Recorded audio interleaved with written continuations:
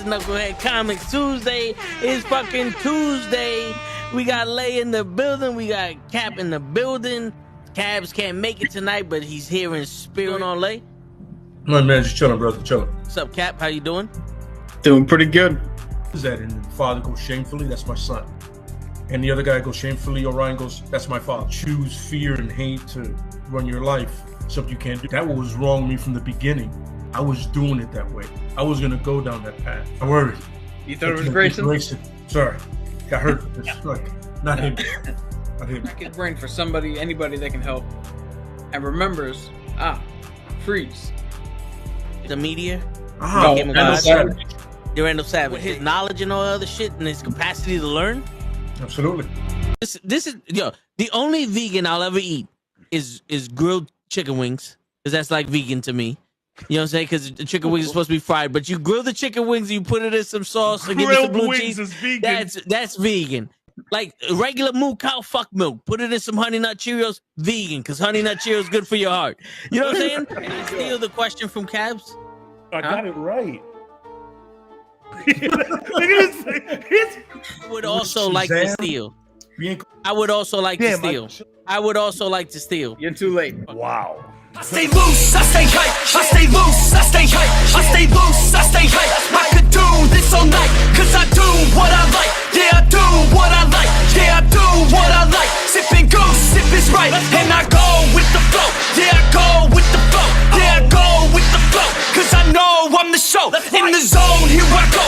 In the zone, here I go. In the zone, here I go. Yeah, they know I'm a pro.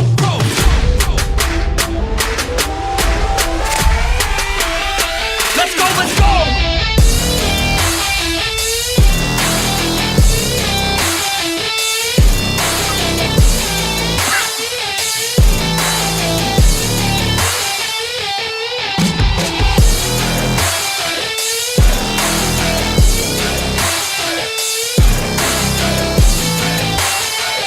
Yeah!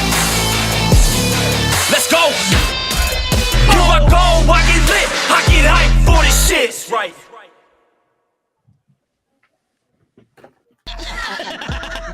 Word. He be like, I got a left elbow and a right elbow. I can break your face with an any elbow. Make sure that you get elbowed in your elbow with an elbow. Got the arm ball, get the phone ball, get around with the bomb with the bomb ball. Daddy's gonna take you to Jersey Shore. What's going on, everybody? It's the Knucklehead Comics in the building. We not only do we have a hot topic today, but we got a hot guest today. What's going on, Chris? What's going on? How are you? Chilling. My wife's over here. She wants to say hi.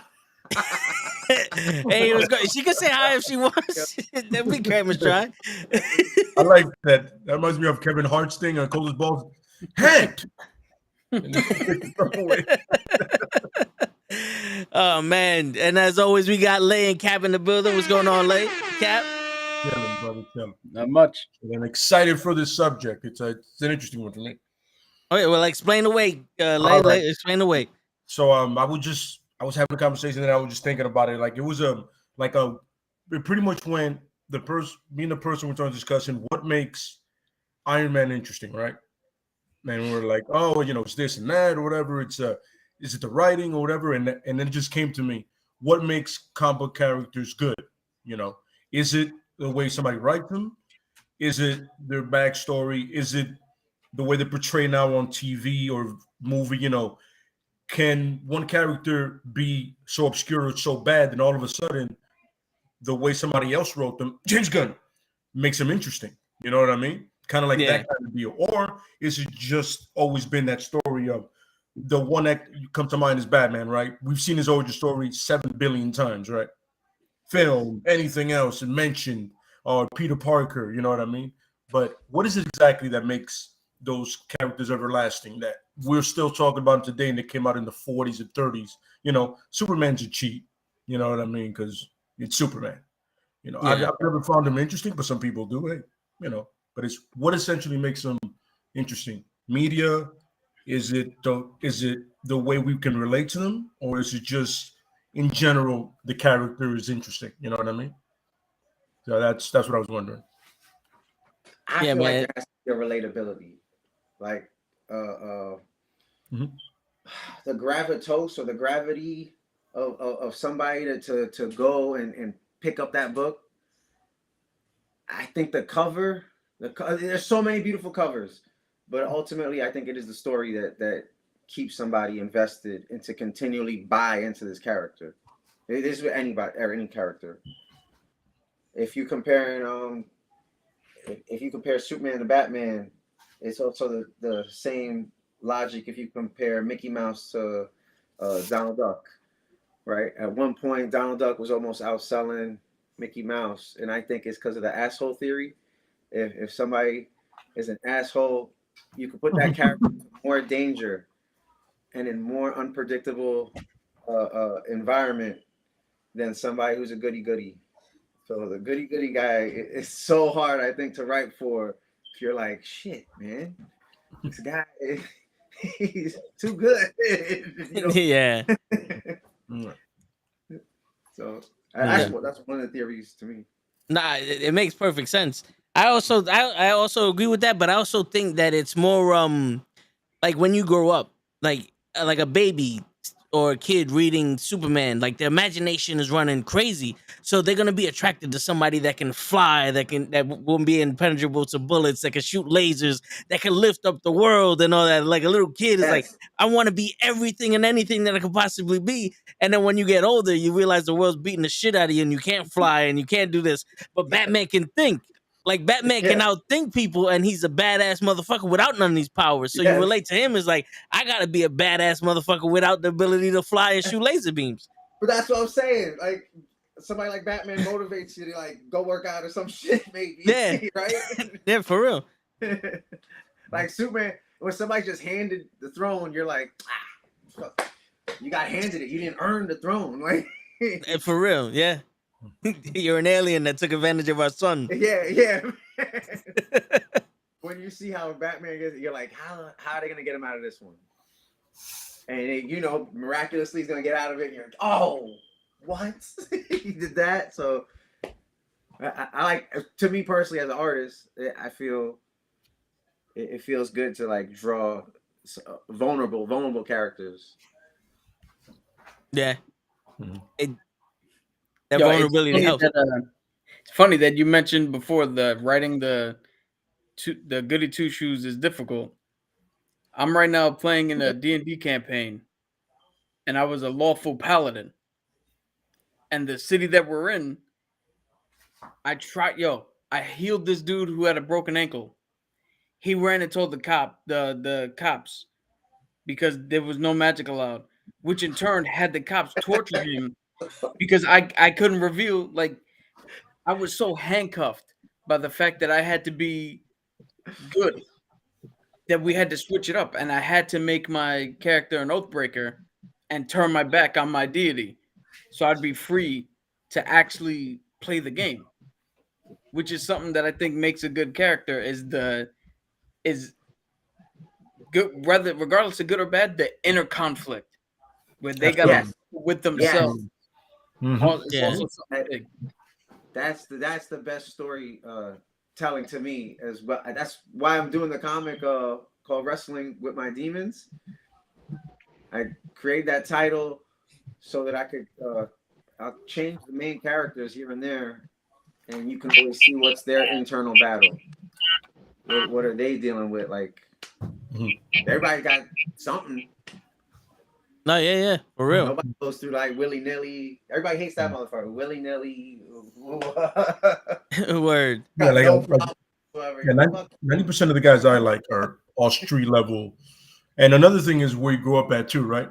So you grew up like most of us grew up in the city somewhere, right? Like a real suburban place. So we're used to that environment. So, and then in like Marvel and even DC, everything happens in New York apparently. Yeah. Yes. Gotham and Metropolis Gotham is New York at night, and the Metropolis is during the day. Let's be honest, that's New York. Yep. You know what I'm saying? Let's be honest. That is exactly what it is. Yeah, and you always have this thing of, this hero's from here, and I've known people that literally go, because Peter Parker's from Queens, I'm from Queens, I can relate. Right. Whatever. That's how I felt with Captain America. Whoever, yeah. I'm like, he's a Brooklyn boy. All right, okay. All right, that's cool. I get it, bro. Brooklyn, all right. I'm with you, bro. You know what I'm saying? So it's always that that also that little aspect of it is like, not only is this character, I'm just a fan of the character because I can relate personally, but he's from where I'm from. You know what I'm saying? And then you see the artists that are maybe in New Yorkers or whatever go, oh, he's riding the A train, or he's riding the one, or he's going downtown, or he's going uptown, he's going to the Bronx. You're like, Right. yep, that's it. I do that almost every day. You know what I mean? Yep. Yeah. Yeah, It always I think does that. I always love when you see a superhero in a non-superhero thing, like riding the train or Yeah. cutting steak or something. Like they're all hunched over. And it's like It's kind of like seeing Keanu Reeves riding the train. yeah. It's like, what the fuck is this guy doing? Don't go and touch and go, are you real? Is this fucking with me right now? Yeah, somebody put the wax doll on the fucking train. Yo, two things real quick. Chris, your wife just did a table reading, or table Tabling. the tabling. Congratulations to your wife on that one. You know, from us knuckleheads. She went, aw, because So what's the tabling? Let us know what that is. it's when you for like a convention or an event, you're selling your stuff, putting your stuff out there, putting your artwork out there. Okay. Which is difficult enough. Like, hey, I don't like talking to everybody, right? I don't enjoy everybody. I mean, No, like I'm open, like very welcoming, you know. But my wife is way more of a people person than she wants to show the baby Yoda, so she's gonna come over with one of her prints in a sec. Go ahead. Let me show her card. Actually, this is Send a screen, man. actually Oh, that's dope. image of her card. So if you see this around in the street, she also tags up here and there. Okay. Stickers. That's cool. Yeah, she does, That's dope. murals. She works for a mural painting company, so she wants to show her baby Yoda print that she was selling. There's 3 different versions of Baby Yoda in paintings, and then we're just doing prints and selling that as well.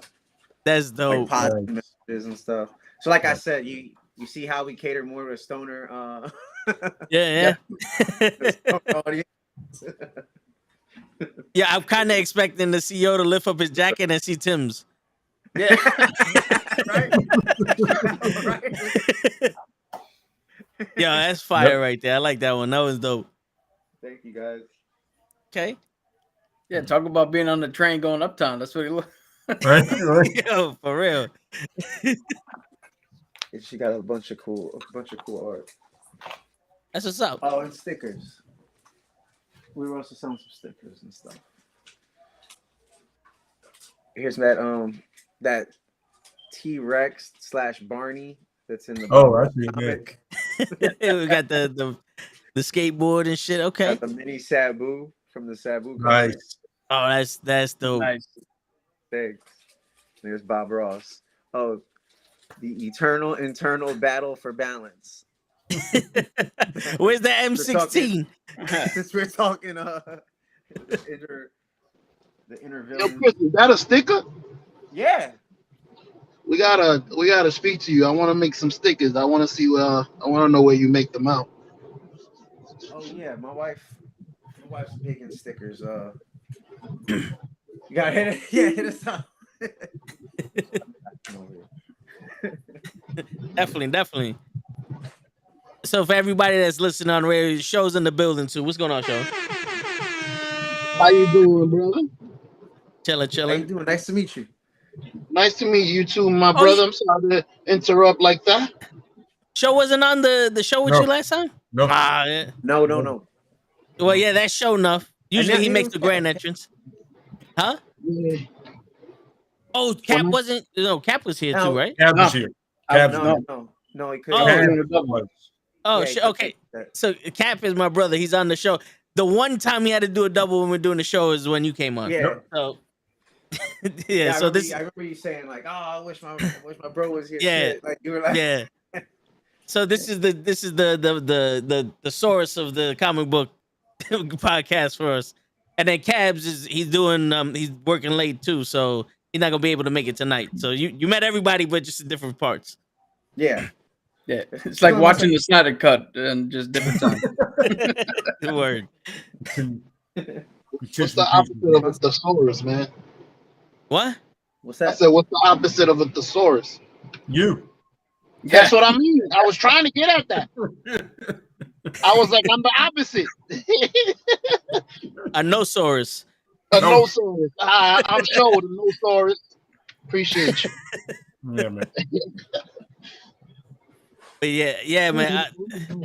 I know for a fact that Cap relates to the Green Lantern because of the will thing, right?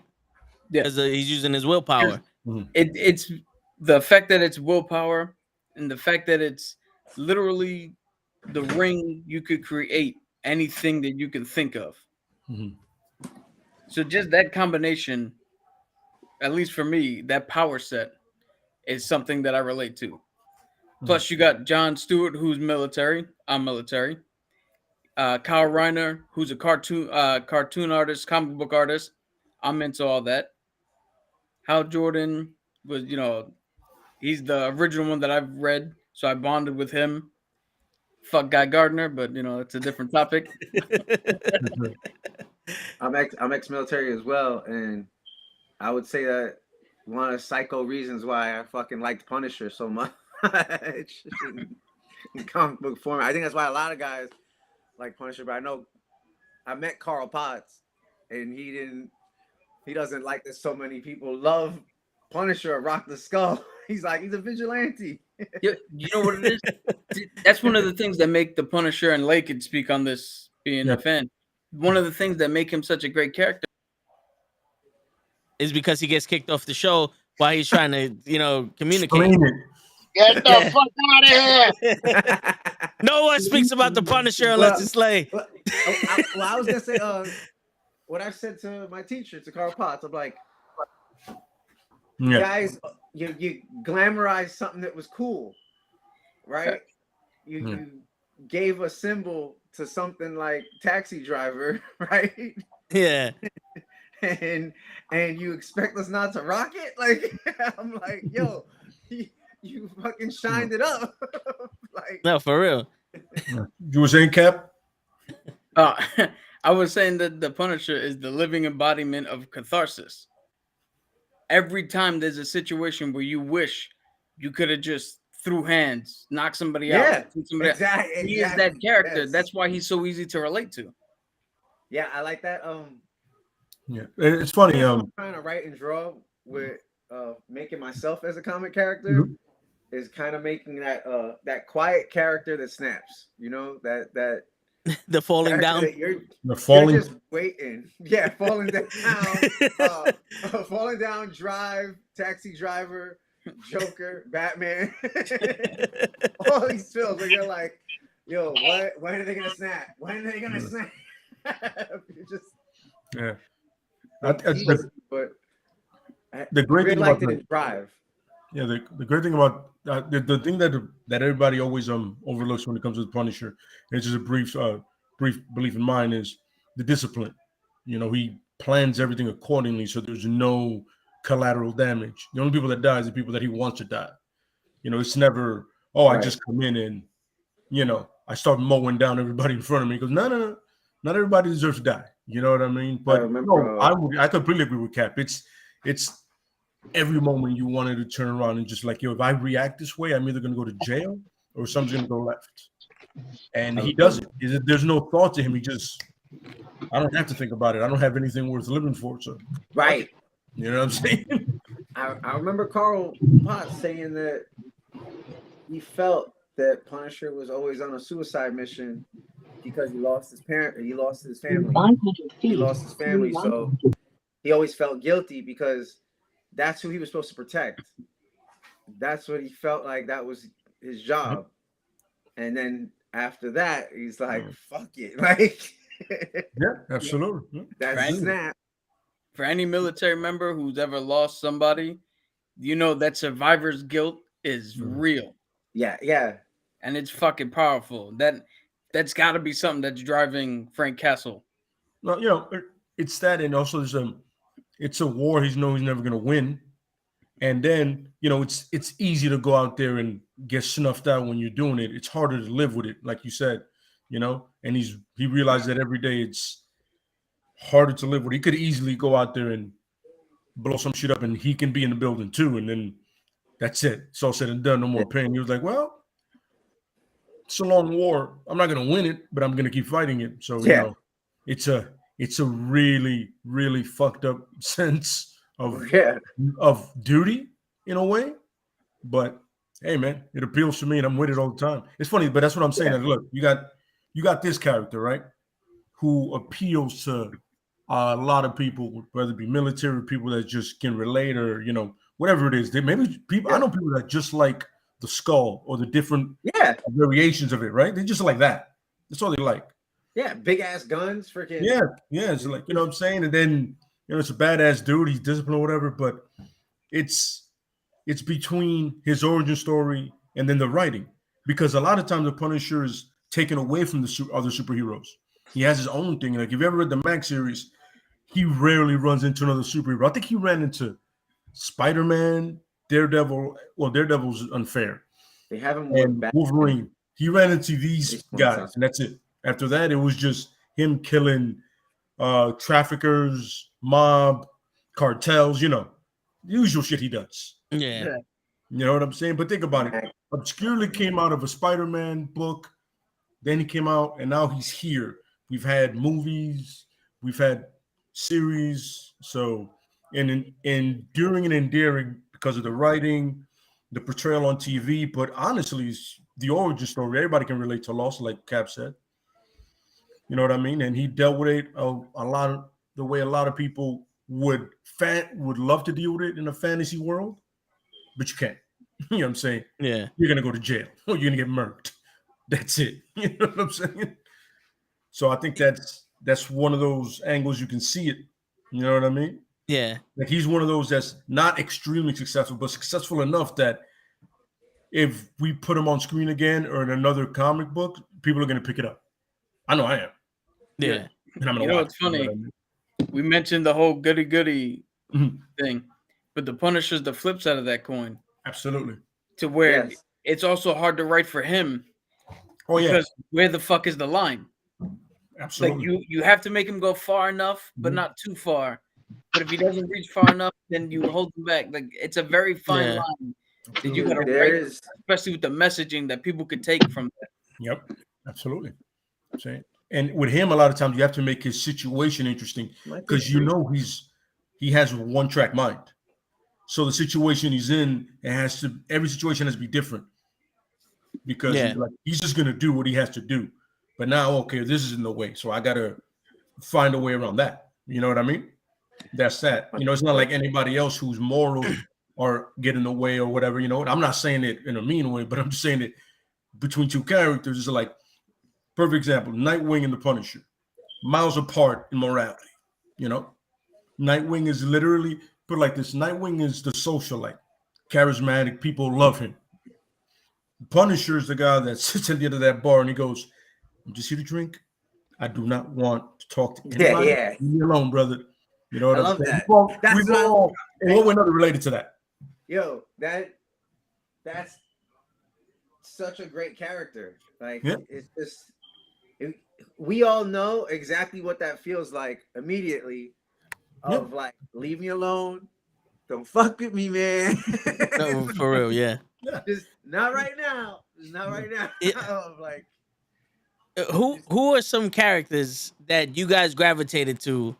Like besides the Punisher and Cap, besides Green Lantern, that maybe you found in the comics and the movie. Like, how did you gravitate to him, and like, why did you gravitate to him? Go ahead. Yeah, Chris, you good. I'm itchy because the Goon. I don't know if I think I might have mentioned it last time with Eric Powell, the Goon. Yeah. Oh yeah, the Goon. Yeah. You said the Goon. Yes, you did. Oh my God, like that invoked a spark in my imagination of like, this dude gets it. Like he like it just felt immediately that if you can't draw the Hulk, make your own Hulk. Like, if they're gonna tell you no, fuck them. Like, I'll take the elements you already got and boom, and turn it into my own thing. Like, Yeah. And I'll make it better. Like, that's what I feel the Goon is, and it hasn't been on film or there's a big thing about the Goon. Like, they tried to make it into an animation and a comic. They thought it would be too violent. I don't know what the fuck they were thinking, but I go, have you seen any anime? like Too rated R violent? shit sells. Wild. Ninja Scroll is insane. I'm sorry, go ahead. Yeah, like, yo, I don't get it. Like, but the dude from Fight Club was actually trying to put it together. He put in a lot of money in that shit too, and I don't know how it fell apart. But Goon, it feels like it's taking place in the 1950s. That's from the 40s to like the 60s of horror. It has this cartoony element. I don't know. It's that character though who's alone in the bar, who does not want to be fucked with, but always gets called to help in the neighborhood. Yeah. When shit goes south, they're like, call the Goon, like bring the Goon over. Yeah. That's He's so. fighting monsters and all types of shit. So did you find him in a comic book or like in a cartoon through a friend? Like, how did you first get the meaning?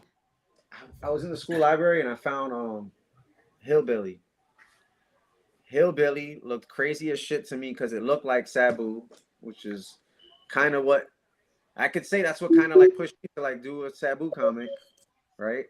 Yeah. And then here's chapter 2. This is what I was selling actually at the. Okay. At the Oh yeah, I remember you showed us at the. Yeah. You showed us Yeah. the beginning of that. Yeah. I'm gonna be selling these again at Washington Square Park. Not just, I mean, I'm plugging the shit. Yeah, man. That's Bob Ross comic. Bob Ross from an AK-47. That's amazing. Yeah. Yeah, this shit. Hey, everybody who comes out, I'm like, hey, read Under Influence. Yeah. Or smoke something with it. Like, if a little kid, I gotta stop. If a little kid tries to, I'm not gonna stop a kid from looking at it, but I won't say like to buy. I'll give the warning, like, yo, this is a psychedelic comic. It's a little out there.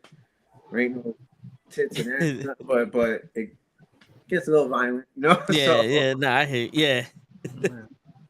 That's just And something. he's smoking right off the beginning. So you saw the Hillbilly, and that's what led you to the Goon. Yeah, when I saw the Hillbilly artwork, and I was really like, I really like the storytelling of how he can insinuate violence. That portion of making the main character seem like a horror villain. Like I like the main character that has the possibility of becoming this could be a horror film. Like, yo, you got this guy who snaps, loses shit, and then come worse than the villain. So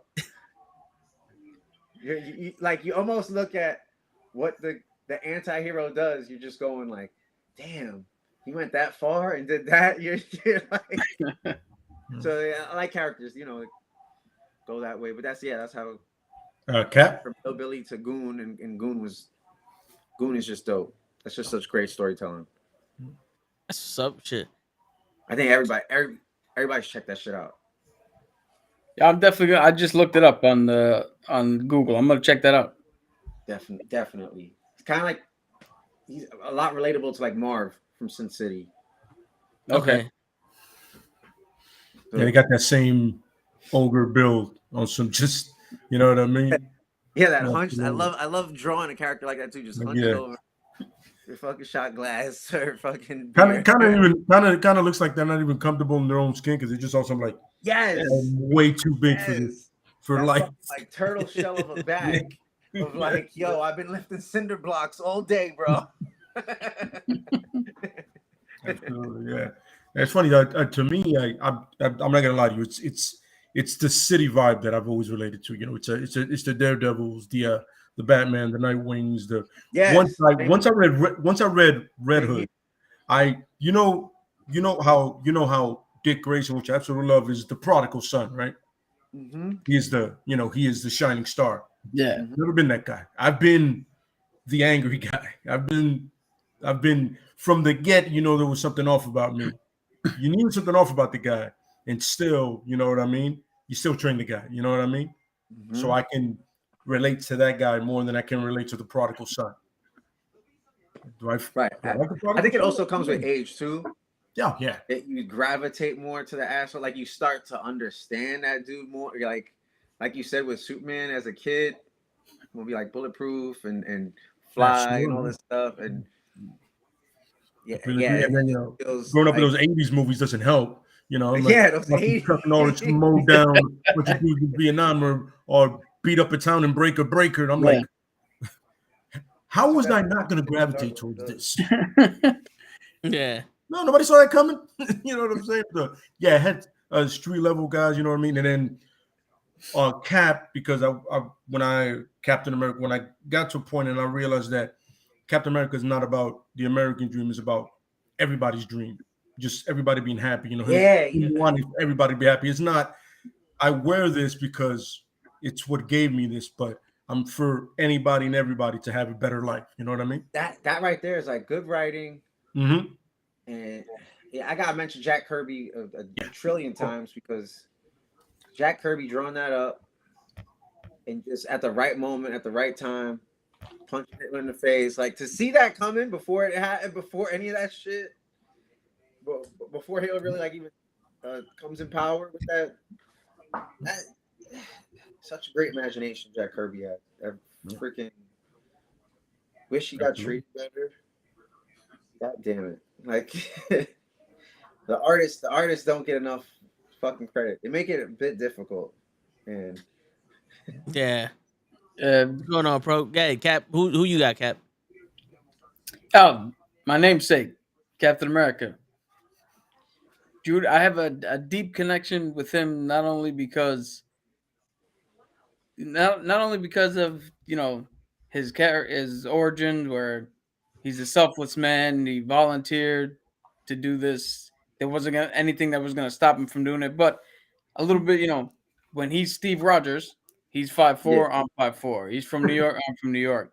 He volunteered for the military, I volunteered for the military. But then we go even deeper where just naturally, my views ever since I was young, I've always aligned with his way of thinking. And then once I joined the military and saw that how I can report myself and how I can act within certain situations, because if anybody knows anything about a sailor, condoms were made because of them, and they drink out of the ocean. It said, what was it? Austin Powers said, he said, well, they should wear condoms, filthy bastards. They go from port to port. Yeah. So to be the way that I am with my straight edge lifestyle in that, in that space, and seeing how Cap holds himself accountable, holds himself to a higher standard, and knowing that I've had success in that world, being the way I am, and I've had success in other areas of life. It's just life affirming to see that there's a character who can be a beacon for other people to be like, look, the nice guy doesn't always finish last, doesn't always have to be nice. yeah. If you hold yourself accountable and you do what you say and say what you do, you can succeed. And not only can you do so, like Lay said, wearing the stars and stripes, but more so than Superman, be a beacon for other people around the world, other countries to look to and be like, that is where I want to get to. You know what's crazy? I was gonna say like Superman and Captain America stand for the same thing in each comic, but Captain America is like the everyday man. Like if you look at Cap and you take away the powers, it's like that's what everybody thinks what a man should be. Someone who's compassionate, who cares for others, but still stands his ground and doesn't let anybody take advantage of him. He fights for what's right, and he'll stand up for the little man and all that. and Superman is just like that fucking shiny fucking toy or the diamond that people like. He's So got we're talking everything. The You Rock know, versus Cena. you know what I'm saying? Like, but like he got everything. So it's you have no choice but to be Hope, because if you get pissed off just a little bit, you could destroy the planet. You know, it's like Captain America has just enough power to be responsible and be, you know, and sit there and be on the right side of justice or the right side of life. Whereas Superman, it's almost like, bro, he could kill you on a good day. Like he could destroy the planet on a good day. You know, Yes, you can. Like, there's not a lot to admire someone like that. yeah, to tell his story is more like you kind of have to. I think it's always best when you tell like an immigrant story involving him, or just giving that perspective with his character, Yeah. where you do alienate him a bit, and then I think that's always like a more relatable story, a more relatable way of storytelling with him, because he's got all this power, but still can't completely relate to people. So it's like, No, yeah, I hear you. can't relate to the human race. So it's like, Yeah. how many people can relate to that? Yeah. Yeah. Being an outsider. That and then the other one is the other one I forgot to mention is Logan, Wolverine, of course. Oh, yeah. It's the cigars, the drinking, the fighting, the hair. Yeah, Well, the hair here, not punched here. over. You know, it's that kind of understanding of you've always been different, but you just accept it and you own it and you love it and you are who you are. I mean, being a person, he's a person that probably gives the least fuck what anybody thinks. Yeah, that's why I love Wolverine. All of them, and all of them. He doesn't care. He's 5'3" and he's walking around like he's Galactus' height. Yes. He's ready. There's no, he doesn't doubt anything. Any action that he does, he's like, yo, if I did it, it was worth it. I've lived long enough to know regret. I'm good. You know what I mean? So that's another one that any day of the week I got no problem with that one. That was funny because you guys seen that thing in that in X-Men First Class where they come into the bar and he goes, "Go fuck yourselves." Yes. Everybody in the mother that I know send me that clip. Everybody that I knew send me that clip goes, "That sounds exactly like you." Like you did the exact same thing at that exact same time on some "Go fuck yourself." And he just go, you know what I'm saying? So I can easily relate to that. You know what I'm saying? Yeah. Where, Cap and Lay, where do you find your characters at? Was it comic books or did you find them through somebody like a cartoon? Somebody told you about them. Mine's simple. Second Halloween costume I ever had was the Captain America mask, chest plate, and a little plastic shield. So that's mom and dad. Okay. Yeah. Weirdly enough, the first one was Rambo. You know what I'm saying? Back to the 80s movies. Yeah, but mine was definitely just reading comic books and I saw the skull. I've always liked skulls. I gravitated towards it and I was like, I understood the guy from the first one I read was with War Journal one. And then right after that, I got into the Max series like right after that. And I just like, it made sense to me. You know what I'm saying? Because in that one, he comes back to New York from heaven, from all that shit. And it's like right after 9/11, it's like, welcome back, Frank. Like New York is saying to him, welcome back, Frank. Welcome back to your home. And it's like, it's exactly what I needed to read right now at this time. And it lined up perfectly, man. And then I went back and read everything else. And then, I saw the Dolph Lundgren movie, which was so close to being perfect. If it just had a skull on his shirt. That's all it needed. Just a skull. Just all you needed is paint the skull. Even with that stupid thing where he was a NYC detective or whatever the fuck. I was like, all you needed was a skull on his chest, bro. Because it was gritty enough and he killed enough people that it made sense. It was like, but all of a sudden I was like, oh, so you're just a sweaty, dirty guy. Huh? What was the Punisher after that one? After that, it was Thomas Jane. Thomas Jane. He's involved in the comics now. But well, I think I like that one because it had the Welcome Back Frank story in it. I just don't know why they did it in Tampa Bay. Then his family got killed in Puerto Rico. That was weird. Yeah. I don't know what. It was still. What happened to Central Park? That one was very good to me. Yeah. That one I liked at the time when that came out. I really liked that one. Yeah, a lot of them. like if you mix them together, they could possibly be a good Punisher movie in a way. Yo, for real, because that other one, that other film Warzone. had Jigsaw that was very colorful. Yeah. And but That the could funny have been. I remember my part is friends. that guy in the movie looked like the Punisher at the moment when they were drawing him. Ray Stevenson looked like the actual character sheet of him at that time. You know what I'm saying? I remember being at a party and that was playing, and the soundtrack that was on compared like with the movie on mute just was phenomenal. I'm like, this is. I'm like, the movie's so much better on mute. Like it just goes. I don't think everybody got what this was supposed to be. This is supposed to be played in bars. Like it's not supposed to be watched at home. You know, my journey through catching these characters are different than y'all's. I've connected with some of these characters through like the cartoons and the movie. Like, believe it or not, I've always loved The Thing, but I've grown connected to The Thing through that horrible fucking Fantastic Four movie that never was released. For some reason, my pops got the We had our cassette. bootleg. Yeah, we had the bootleg of the Fantastic Four movie that never been released in like the 80s or some shit. And oh my god. yeah, and seeing him go through what he went through and all that other shit. Because I was always attracted to strength. You know, like I was an angry kid, but I was always attracted to strength. I was always the strong one. So I related to The Thing, the whole Colossus, characters like that. So when I see the Thing going through what he wanted to go through, like he never wanted to look like that. But then, eventually he has a rock exterior, but he like his walls were put up because in the inside he was tormented with the way he looked, but he had to give the facade like he wasn't.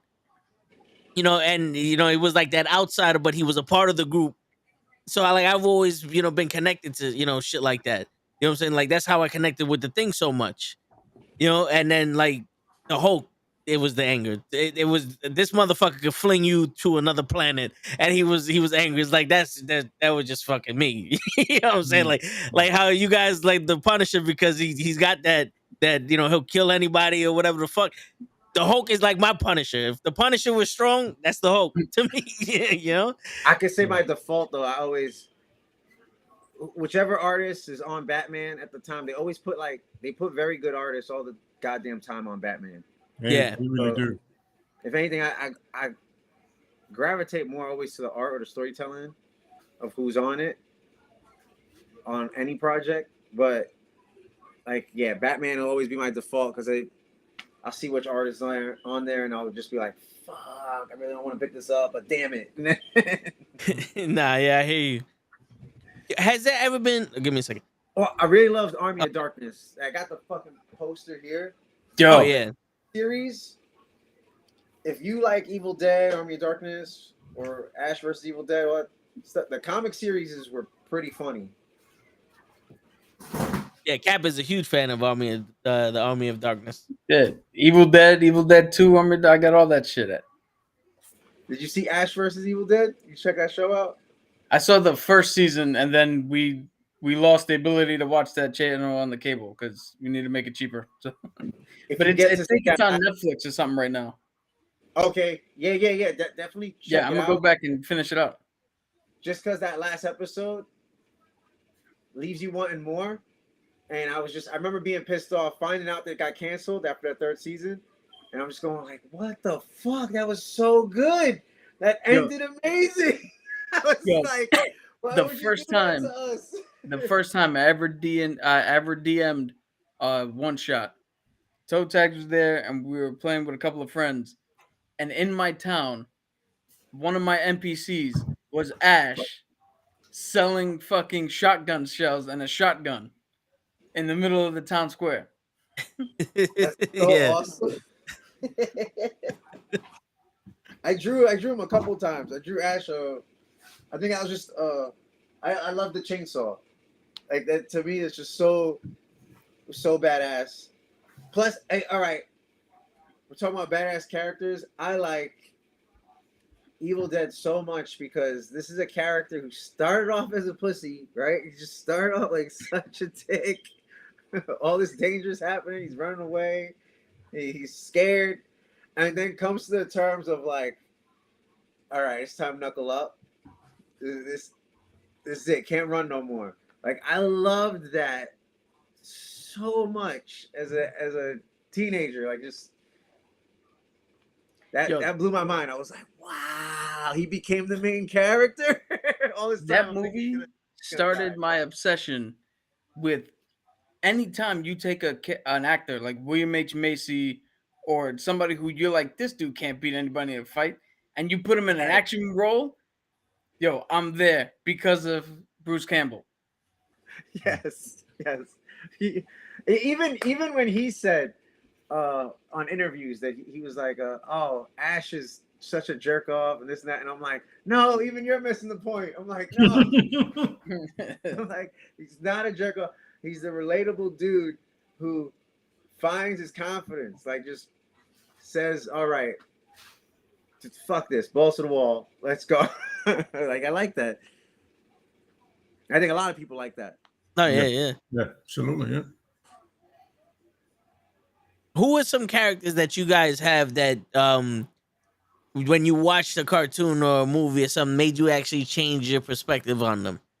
Cyclops. The Falcon. I'm sorry, I'm just because Cyclops. I know exactly where Lay's going with Cyclops. I know exactly where he's going with Cyclops. Cyclops is his John Cena. Again, Oh, you don't like Cyclops? No, not at all. Because it's funny. When I read the comics, I was like, okay, this is him. And then the cartoon in the 90s made it even worse. I was like, oh, so you're a dick everywhere. God, settled in. Go yourself. You know what I mean? You're just the only reason you get any play is because you're a yes man. But there it is. That's Superman and Batman duality. That Mickey Mouse, Donald Duck. Like you need to have that. Yeah, of course. No. I mean, my favorite scene is when Wolverine goes up and punches him in the stomach, and he goes, "You don't know nothing, little man." I go, "You're 5'3". He's 6'2". Who's the little man again? He pops him in the stomach. Goes, "You don't know anything, little man." I'm like, I'm not sure you understand what you're saying, buddy. In reality, the smallest guy in the crew, even when Nightcrawler hunched over, is you. Well, Wolverine meant that like. Well, I know how he meant it. You know what he meant. Like, yeah, when it comes to when we gotta get down, I'm the man. But when he said it, I was like, put it on the table. Like, that was the best way best way for them to write. You don't know what it is, bitch. And without actually saying the word, you don't know nothing, little man. Yeah. You don't belong in this yard. Yeah. But yeah. I'm sorry. I'm not gonna bring this into Cyclops needs to be eradicated. But guys like that are needed to make the other people better or worse. I've always felt like Storm should have been the leader because I feel like she has more how do I say this? Balls. And she's a goddess. I mean, in reality. Yeah. She's a goddess. Your little gateway to a different dimension. Superman level shit are not going to do nothing to her weather. But whatever. I digress. As you were saying, Cap. Oh, I said Sam Wilson, Falcon. Hmm. And it's funny that we mentioned like what makes a character great is the comics or the cartoons or whatever. Seeing him, I've read him as Cap's sidekick because that's originally what he was. Mm-hmm. I always thought Bucky was better, just because they had a better dynamic. Mm-hmm. But then watching Anthony Mackie portray him and give him such a calm confidence of everybody in here is way more than what I am. But if I act like I belong, they'll accept me.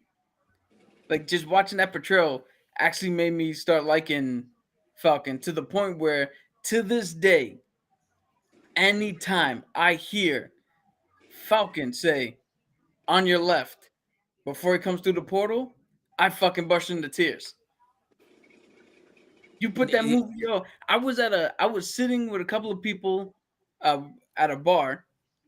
It was on TV, and in the middle of our conversation, that scene came up on your left, and now I'm sitting here like, I'm fine.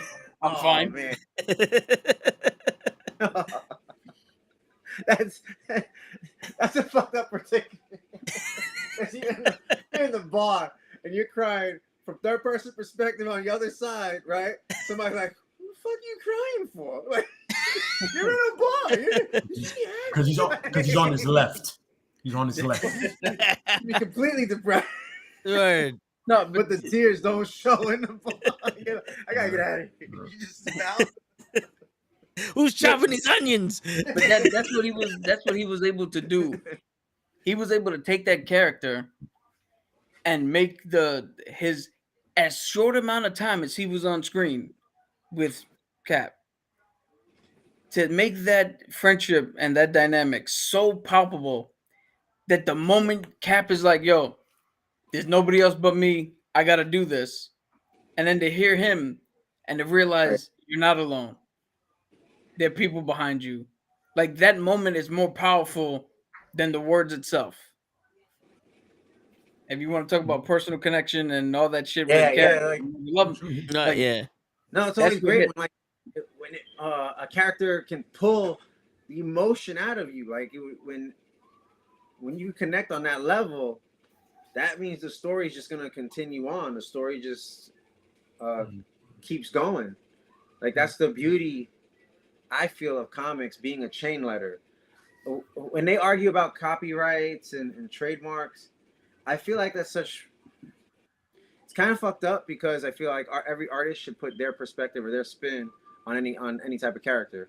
Mhm. Like, you should be allowed to do it. It's that once the dollar gets involved, once profit gets involved, that's when it gets sticky and legal terms. Fucking don't know how to deal with comic art, like, at all. If you look at what happened with, like, Ninja Turtles, on how much they had to go to fucking court.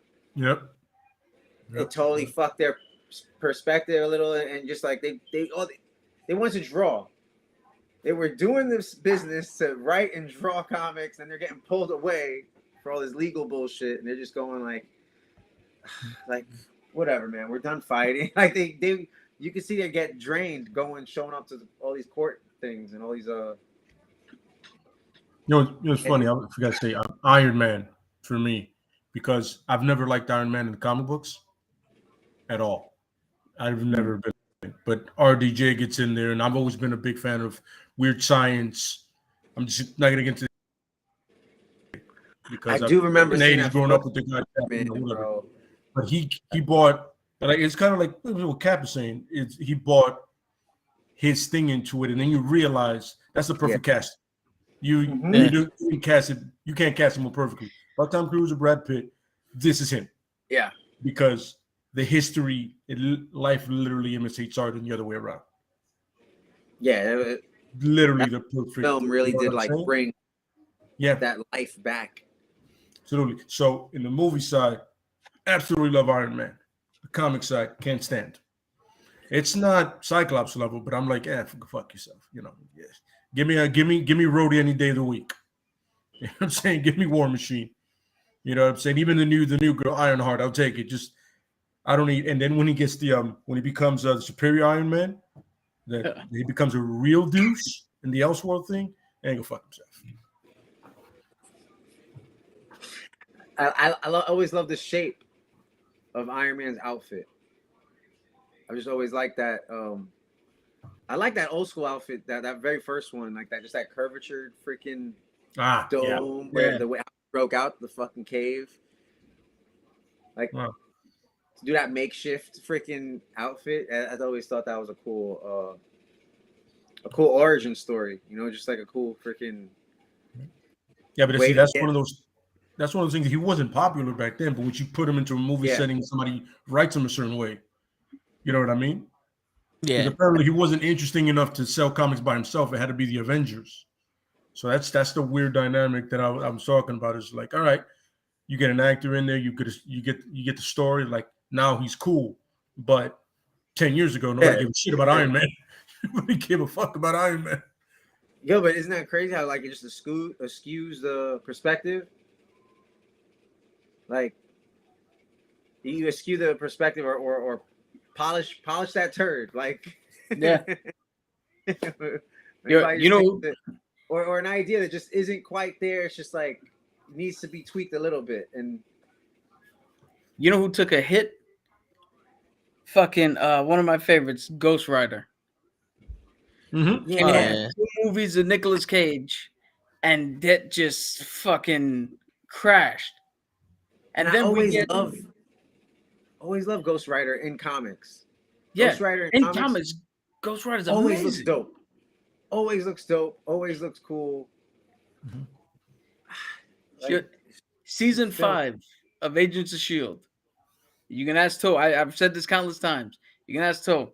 They did such a great job with presenting and representing Ghost Rider. Mm-hmm. Almost every episode, I was freaking out whenever he did something. It's like, he looked to the left. Like No, for real, yeah. Yeah. I'm like, what does that mean? Yo, because Nicolas Cage, and no, not to say nothing about the man, he does a job I don't think I can ever do up on screen. But whoever was involved with that story, I think they completely missed the mark. Yeah. On what truly makes him. And then the second 100%. one, the second one's a little bit better. It's a little closer, but it's missing something. Yeah. Because it was always too easy. That Nick Cage is the GOAT. Yo, he might be the GOAT, but I want to say you guys see him in Mandy. If you haven't seen him in that horror film. Yo, I watched Mandy, and to this day, I can't tell you what the fuck's happening in that film. Yo, I can, but I do want to see it again, lit, right? Because I did see it sober, right? And it looked like one of the most artistic films I've ever seen because of like, why the fuck not? Like, why not light up the background red just because it makes the bad guys look cooler? Like, to me, I was like so mind blown from that freaking film because it looked like Heavy Metal Magazine just come to life. Dude, that film looked like somebody drew a whole bunch of storyboards and went, "Here's my film," and the producers were like, "Cool, what's it about?" And he was like, "You don't see it? I just showed you the picture. We're doing this. This is what we're doing." Words don't describe it enough. Yeah. The visuals are what really describe that, and I compare it like with Mad Max. I think we spoke last time of Fury Road. Yes. Yeah. Why aren't more films done that way? Fucking just show the storyboards, show the freaking images, and because verbally, I think everything can get lost in translation, but visually, I think that's why us as comic fans get mad when a film doesn't live up to par to the comic because you're like, all you had to do was follow this. The fucking shit was right there. Like, the blueprint is there. Historical documents. Absolutely correct. Yeah, absolutely. I completely agree with that. There's even pictures of what you were supposed to do. Yeah. Yo, that's it's why all it's spelled so out powerful. for you. Yeah. That's why it's so powerful when they do stuff. So, like in Civil War, when Cap holds up a shield and Iron Man's blasting it, like that's the cover of fucking Civil War. Yeah, those two fighting and doing that exact thing. Yep. Absolutely. You know, it's funny because I was thinking about the other side of what I'm saying, right? So right now in DC, I believe there's about 6 or 7 different Batman stories, right? Elsewhere, main continuity, it's a ridiculous amount. All of them are different, right? But the funny thing is, here you have Batman, which I understand, everlasting badass. I love Batman, but you can make a good Booster Gold. You can make a good Question book. You can make a good Wonder Girl book. It doesn't have to be Batman and Superman and the Trinity all the time. You know what I mean? And it doesn't have to be elsewhere too. It could connect, but you have these characters. Like, look, but perfect example is the Guardians of the Galaxy, right? They were brought to the big screen, right? When I first read the Guardians of the Galaxy, I didn't consider it real. When I first read it, none of the Guardians of the Galaxy made it to the movie. Yondu, none of them that I read made it. Warlock, none of them were there. I saw these, I was like, I know they're part of the new ones, but the original ones, I saw Yondu, I was like, I know him. Yondu's one of them. And I was like, But once again, James Gunn picked the right people for the right time in the right place. You know what I mean? Yeah. And Dude, this is where somebody's view of it makes it better. You know what I mean? Because if you would have put Yondu up there with the rest of them, it would have looked like that Fantastic Four movie you saw in the 80s. It would have came out like that shit. Yo, when Yeah. I saw the Guardians of the Galaxy first, Major Victory was the leader of that squad. See what I'm saying? Like who? You know what I mean? Nobody. Well, I don't know if Crazy Chris or Lay knows who Major Victory is, but I know toe tags don't know who the fuck that is. I can't remember what Major Victory is. It's like very, very little. You know what I'm saying? But that's what I'm saying is once someone when somebody takes certain liberties and changes it for the better, the Guardians of the Galaxy is a perfect example of that. You know what I mean? That's a perfect example. When you do the Joe Schumacher and you do Batman and Robin, and everybody goes, Yeah. We gotta take a step back and go, what are you doing, bro? You know what it is? It's like the liberties you can take with a group or a character that is not as well known, like the Guardians of the Galaxy, or that has so many different versions of it, is vast. Because you could sit there and like, how can I make these characters relate to now?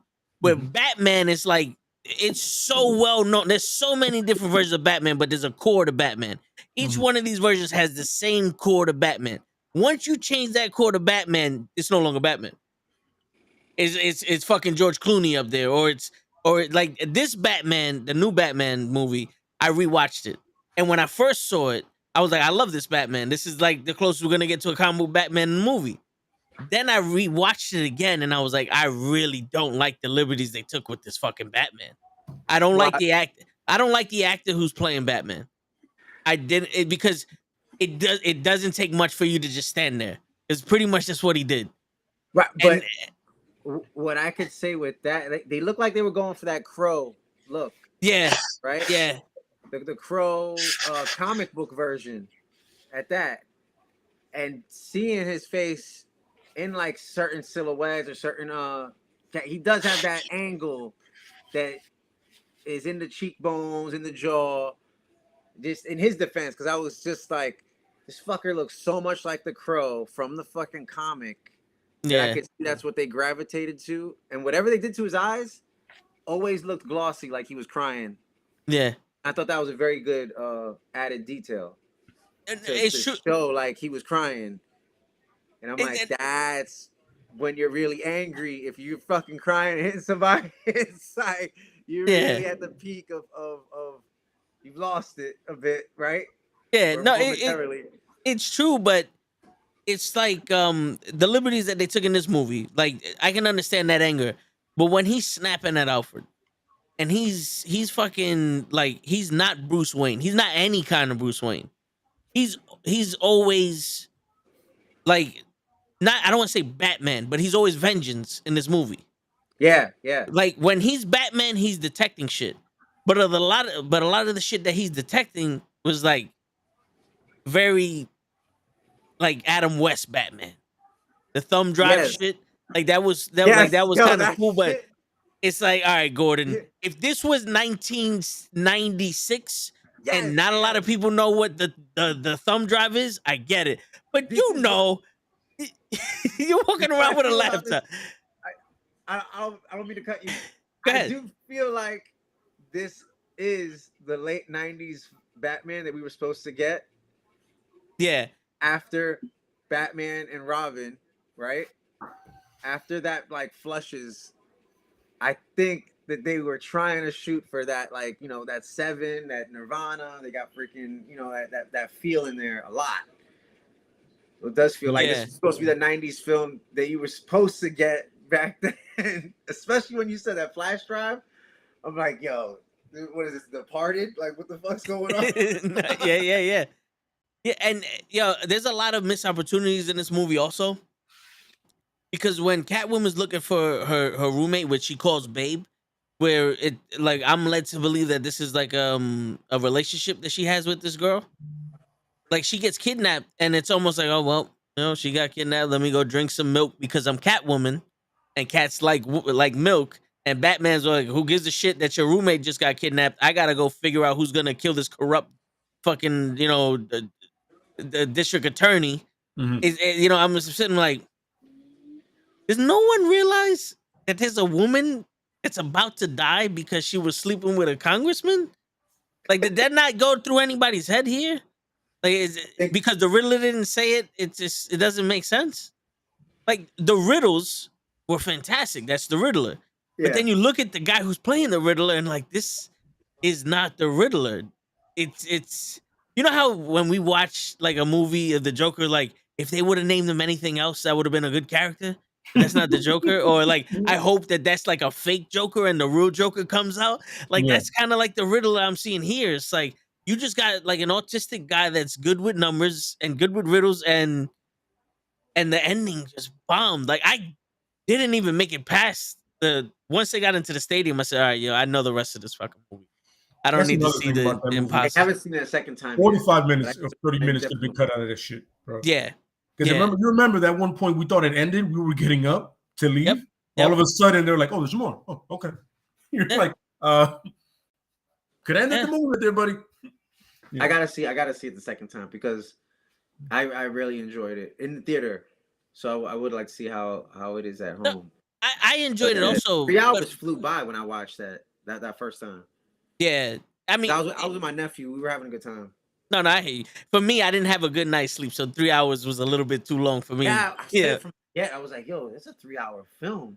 Yeah. And everybody who I spoke to, they're like 3 hours, and I'm like, yo, it's 3 hours. No, you watch the Gangster in New York. Stop acting like you didn't see the Gangster in New York, man. That's damn near 4 hours, bro.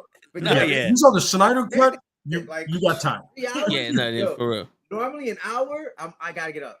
Normally an hour, I gotta go do something. An hour and a half. My attention span on, my imagination starts going. I gotta go to the drum more. No, Like, yeah. And another thing that that I brought up, in the original, the first time you watch it, I don't know if you got the same effect where the Riddler says Bruce Wayne and you're like, yo, he knows that Batman's Bruce Wayne. And then he says it another way and it's like, oh, he doesn't know. Yes. I believe that's the way they're supposed, like they wanted to leave it like that, but Cap, if you want to come in, you can. What was it? Somebody saying like, who's gonna believe the word of a crazy man? But it's like he's not that crazy, like to come up with all this shit, right? Not yeah, but to put the whole city in suspense. He's not dead. Like the thing is, I honestly do think that the Riddler found out that Batman was Bruce Wayne. Oh, because yeah. the second time I saw the scene, he was saying Bruce Wayne almost to get the reaction of Batman.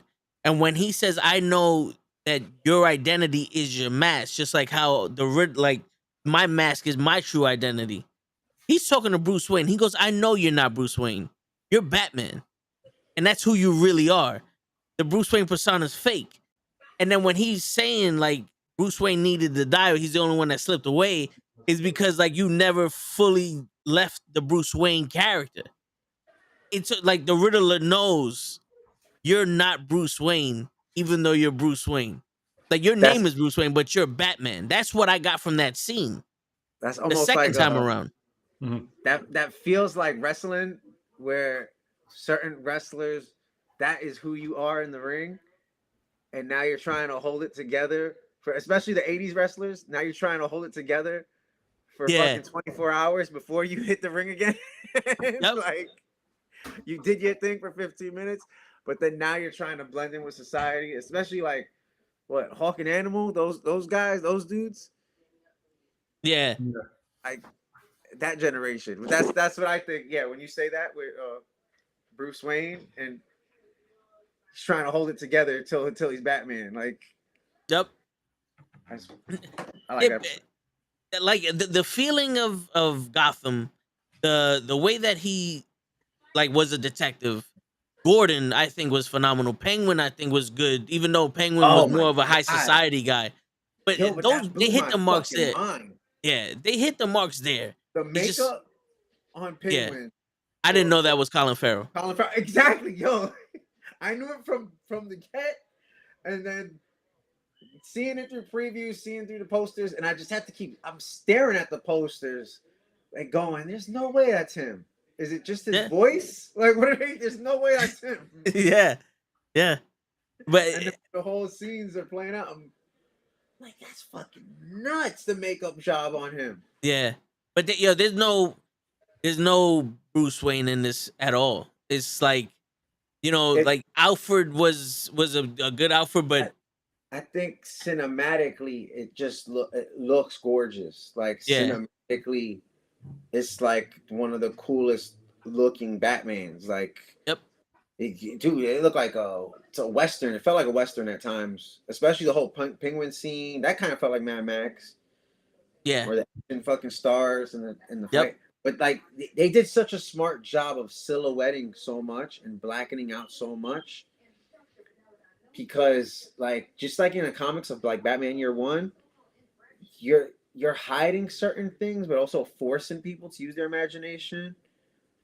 And then like let's say a fight scene with him probably wouldn't look as good if you like dim down the lighting. Like I think that makes a fight scene look way better on film instead of yeah. having the bright lights and panning out so much where you could see every shot. You're like, oh my god, that's not a good punch. Like, are you know? Yeah, nah, yeah, for real, yeah, yeah. But Lay, did you catch it again or no? Did you Yeah, rewatch it? I was catching up. I caught it in part. So yeah, I mean, honestly, I didn't have a problem with the cat. He's his Bruce Wayne is horrendous, but it's his second year being Batman, so his gear says it all. The way everything is assembled, the gear that he's rocking, you're just like, all right, benefit It of the really doubt. looks a lot out of Arkham Yeah, City. absolutely. As a big Definitely had that Arkham feel to it, but You got think no it's gonna go problem into with it. Arkham Asylum? What up, George? Do it what? Do you guys think that they would take it that realm of Arkham Asylum and maybe peek even deeper into horror? They could. They Could. just said they're making a Batman too, right? Like, is Yeah. that what? I mean, They it's definitely got. did. Yeah. Yeah, they announced it already. And they already introduced the Arkhams and the No, Waynes. that's what was Because- shocking me, that they kept on showing it, saying it, and I'm just going like, "Yo, are they gonna go this route? Because if you go this route, put him in this vulnerable spot, like being fooled to go into I mean, Arkham." That's gonna be a tough sell because the city's a shit show already, and then you're gonna have the Arkham thing. It's like, damn, I know. all the Gotham cities fucked in. Yo, You know what but I'm saying? Yes. but it kind of leads into it with the Joker and the Riddler at the end scene. If the Joker can convince the Riddler to do some shit and they take over Arkham, that Well, would be some shit. I'm not gonna lie to you. You might want to stay away from the Joker. There's been an oversaturation of Joker, bro. We have so many other. I would, rogue but here's villains. the thing though. There's actual like Bane. He released all the inmates from Arkham in order to get Batman so tired and to break his back. Like that's how Bane, got introduced to Batman. You can do I know that. something like that also in part 2 if you want to introduce Arkham. I know we get attached to the characters that have played them prior, and I just always feel that every 10 years they got to refresh it for the younger generation, for whoever's coming up, growing on them. Yeah. And you just got to refresh that cash cow. But I think every artist should show their perspective on what they see the character as, or how they would portray it. But Joaquin Phoenix playing Joker I could see that merging with this Batman. But they showed this different one, and I don't know. I like that Joker a lot. I thought that was pretty dope. I like his character, but to me, I didn't really see much Joker until the end when he shot De Niro in the face. Because then I was like, there goes your Joker. There goes your Joker. You know what I'm saying? Because to me, when did you see that scene that they cut out where he's talking to the Joker and the Joker's reading the files on the Riddler? Oh, I don't know I don't think I did see that scene. It came out on YouTube. It's a deleted scene. And he's reading the file, and I'm sitting there like, yes. yeah. I did see that. And I'm like, yo, the Jokers I know really took shit seriously, but in a I don't give a fuck way. Like he would have threw everything over and said, "Oh, here goes this fuck. This seems interesting, but he's still lame." It was one of those. Like he didn't give a shit. He'll run Dude. around shooting people just because it's pissing the Batman off. You gotta see this film. Damn it. It stars De Niro and he's playing a failed comedian. And I believe Kings of Comedy. it might have been the Kings of 80s. You gotta. What's it? What'd you say? I think it's the Kings of Comedy. Is it Kings of Comedy with De Niro? Yeah, But that's he's a the failed movie comedian. they were referencing. Yes, they were referencing it like crazy throughout that movie, and I think it almost looks poetic though when he kills De Niro, because it almost feels like a chain letter of like, now you're the man, now you're De Niro, bro. Like you've taken this slot. Yeah. Like, in order to be the man, you got to beat the man, and he killed the man. Like. Hey, So I thought that was powerful as shit. But yeah, everybody got their different versions of Joker. yeah. You know? But I just really like after seeing that De Niro film and then seeing that Joker, comparing it to that with Taxi Driver, it did give that feel to me. Like, but everybody got their favorite or their. Yeah. And that's another thing, is like, why does everybody need to go to the Joker? There's so many different characters. Like the Black Mask is legitimately a badass motherfucker. Yo, and they always portray him fucked up. Yeah.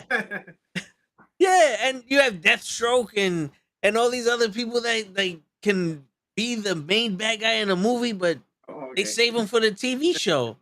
It's funny with Black Mask by himself, you could essentially I like that. You could essentially hand his back, have him hire 4 assassins to try to kill Batman in 4 different things, and that could be your movie. Real simple. Yeah. My boss hires a bunch of hitmen to kill one guy. We see that shit all the time, and you can make it even more interesting because it's Batman. Really? Seriously. It's that easy. I just literally made a movie. Yeah. Yeah. And then everybody, in a way, can have a connection to Batman. Like, oh, we've met before, but I wasn't Deathstroke. Or we've met before, or on some, oh, you took down one of my partners. I was like, oh, okay. So, or it could just be straight up, yo, listen, I'm just here for the money, bro. I just want to get paid. Yeah. You know what I'm saying? But, they want to, I think they might go with the Court of Owls next, which I'm not mad at, as long as they do it right. That's what I thought immediately, though, when I saw that fucking mask. Like, every time I seen that mask, I was thinking Court of Owls. I thought that was such a great storyline. But absolutely. Yeah. And visually, too, as well. Oh, my God. Greg Capullo, fucking madman genius. Like, puts such a good... He puts such a good spin and a good twist on things. Agreed. It's always great when everybody's calling someone the world's greatest detective, and under his nose that whole time for hundreds of years there's been a secret organization. I go, can't be that great of a detective. You know we was here. That shit blew my mind though. I remember seeing that. I remember reading that, and I was overseas reading Court of Owls, and that shit fucked me up. And I remember somebody making fun of me of saying like, oh, you're reading comics? And I'm like, you shut the fuck up, bro. This shit's amazing. I'm like, this shit just fucked me up so bad of turning the camera, turning the comic around, how they force you to trip with Batman. Mm-hmm. And then you're rightfully reading it upright again. I'm like, you could do this? Like, you're allowed to do this to break the formula? Yeah. You know what I always find it interesting when you have people who, like, be it with comics or wrestling or D&D or whatever, they always look at you like, oh, you're into that thing? But it's like, motherfucker, you watch the Kardashians. You watch Love Island. You watch Bachelor. Like, you watch the fakest shit anybody can ever come up with. What's so different about what I'm doing? whenever anybody comes at me with wrestling, and they're like, "Oh, you like wrestling?" I'm like, "Do you think Tom Cruise is a badass? Get the fuck out! Get out of here!" Like, yo, Yo, for real? that's the same shit. What do you call it? When I used to do doubles? I put on Raw or SmackDown, depending on what day I'm on, and the nurses and the housekeeper were like, "Yo, how can you watch this? You know it's fake." I'm like, "So you don't watch movies then?" Because Liam Yeah, Nielsen's exactly. not actually killing people in France, bro. Like, Yeah, they go with a stunt double, they flip it like your main character, your actor is actually in there. What 20 minutes? And they fucking. Or Absolutely. you watch your soap operas and shit, and it's like, you know, he Yeah, really didn't yo, cheat like, on this person. It's just a fucking. yo, but people, they always say it's funny because they always say that these things are like for kids. But they don't understand. One, I like all of us here. We've been with this since we were kids. Yep. yeah, It's not like we're jumping in now. Plus, yeah. they've evolved past that median. Like, so I watched like I said, I played D&D and all that. There's a show that I watched, Critical Role. They play live. They came out with an animated series called The Legend of Vox Machina. It's on Amazon Plus. It's fucking phenomenal, right? I don't want to spoil anything, but there's a character who dies in that show and in their first season. What's it called? Legend of Ox. Legend of Vox Machina. So one of their characters dies, or a character in the show dies, and now they're on their third season playing live on YouTube, and one of their characters is that fucking dead character. Like, something horrific happened, and then 30 years later, they were able to spin it in the story to where now that's a character, and we're following that journey and following the aftermath of what happened, how she got messed up, what that does to the psyche of a person. Like, it goes so much deeper. If people are it goes so much deeper than a good episode of the fucking Kardashians or any. Is there such a thing? Huh? Yeah, Is there it's such a thing like as a good episode of the Kardashians? Is that a thing?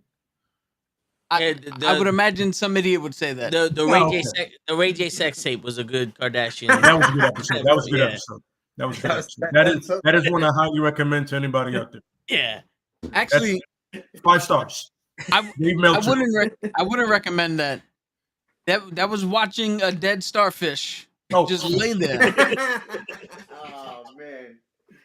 That's such a It's bad it's thing. true though. This is true. This is true. I can't Yeah. fight that at all, man. I can't. It's funny. I remember somebody saying that I was literally reading a Punisher graphic novel. Somebody goes, "Comics, really?" I'm like, "Yeah, absolutely." This plus the movies plus the wrestling has led me Yes. to know how to fight. So everything, all that mix you're seeing here is a reason somebody comes here and starts something, you're not going to stop them. I am. You understand that? This is part of the reason you're not here. You understand what I'm saying? Like, it all leads to something, bro. You know what I mean? This The inspired me. mindset. Martial arts, MMA. All of this inspired me to one avenue of life. You know what I'm saying? So, And- you like the music nowadays, right? Whatever this is called, it's called whatever music you like, right? Yeah. And I'm pretty sure it's nice, it's cute. I grew up on metal, gangster rap, hardcore rap, you name it, whatever. You know what I'm saying? Just saying. You see the 2 different paths you went to? I'm reading this. I listen to that. That's why you're teaching kids, and I'm protecting them. See what I mean? No, yeah, seriously, That's yeah. what I'm saying. So as you make fun of whatever I do, just realize that I'm hired to make sure nobody you up. Look, I drew this is a version of me. I was showing it from Yeah, I've seen it on your Instagram. Yeah, people. yeah, just freaking that's me making my entrance of Let's go. great cockiness coming straight from your mom's house. Like, straight That's junior dope. high school, like fucking humor. Yeah, man. But that's also a way for like to be euphoric, right? What is it? What's the name? Shit where you like punch the bag. Cathartic. There you go. Cathartic, It's also- cathartic release. Yeah, yes. What's going on, Dream? Yo, We yo. got Dream in the building. What's going on? But it's That's also a way good, for good. like us men to be cathartic because the women go, we don't know how to handle our emotions or our feelings, right? But when we watch a basketball game or a wrestling match or any sport or a comic or something, we're invested emotionally in that. Absolutely. So if our team loses, we're pissed off and we're releasing our emotions. Yeah. If we're watching wrestling and the shit sucks, we're releasing. If we win, there goes our emotions. That's how we deal with it. That's the way we Yeah. deal with our emotions. Yeah, Absolutely. amp to 11. Yep. Yeah, Yep. absolutely. You know, Agreed. like all those times my pops was pissed off because Michael Jordan's prevented the Knicks from going to the fucking finals. That's how he dealt with his day at the job. You know what I'm saying? Yeah. So it's like it's not for kids. And to be honest with you, if it wasn't for adults liking most of the shit that we like, kids would have never got involved with it. That's true. That's Absolutely. yeah, because you get invested and you're just like you want to show the kids of like, yeah, you got to see this shit. You got Word. nobody's gonna show you this. I'm gonna show you this. Like, Yep. It's funny if you think about it. Every avenue is successful now. Like, look at the MCU. And kids watching that shit is us. Yep. Us that grew up watching the comics are now going to watch that movie 8 times. Why? Yep. Because we've been dying to see that shit up there. You know what I'm saying? Apparently DC's not understanding what's going on right now, but MCU clearly gets it. Hell what I'm yeah. saying? We have all the money to spend to watch this stuff now. So, oh, you watch comic book movies? Absolutely. When's the last time the movie, one of your Notebook movies, actually made $2 billion in 2 weeks? Yeah, right. Exactly. Nobody gives a shit about your drama. Yeah. You want to see superheroes. That's life now. That's what we do. You watch super. That's what we do now. Oh, it's not your art. Have you read whoever has an comic book audience book? or whoever has Yeah. whoever has a following, I mean, they gotta pitch that shit and it's gotta go global. They're trying to freaking make that money back instantly. Absolutely. It's funny because a lot of people like tend to shit on comic book movies. That it's not real movies. It's not real cinema. But they fail to realize that a comic book movie is a communal experience. Every single one of us who's ever known anything about that character wants to be in the room and experience. When something happens, we all cheer, we all cry, we all yell, we all scream. Where dramas and real movies, that's a singular experience. That's something you don't need to share a whole room with to sit down and ponder the fucking existential crisis of some dude who used to be a junkie and now is trying to teach kids how to backflip off a skate. Like, that's not some shit that everybody needs to do at the same time. It's true. Yeah. I mean, if you think of like the symbol, like the cross, right? What's next after that? That's more, just as known, if not more. What, the McDonald's symbol, and then what else you got? It's literally the Superman symbol, logo and the Batman Superman logo. Like, Yeah. you got that shit's global, bro. Like that's like show that anywhere around the world, and they're gonna freaking know who it is, what it is. They'll probably tell you more of it than we do. Like, yeah, I could show that into a third world country, and then somebody's gonna know what that symbol is.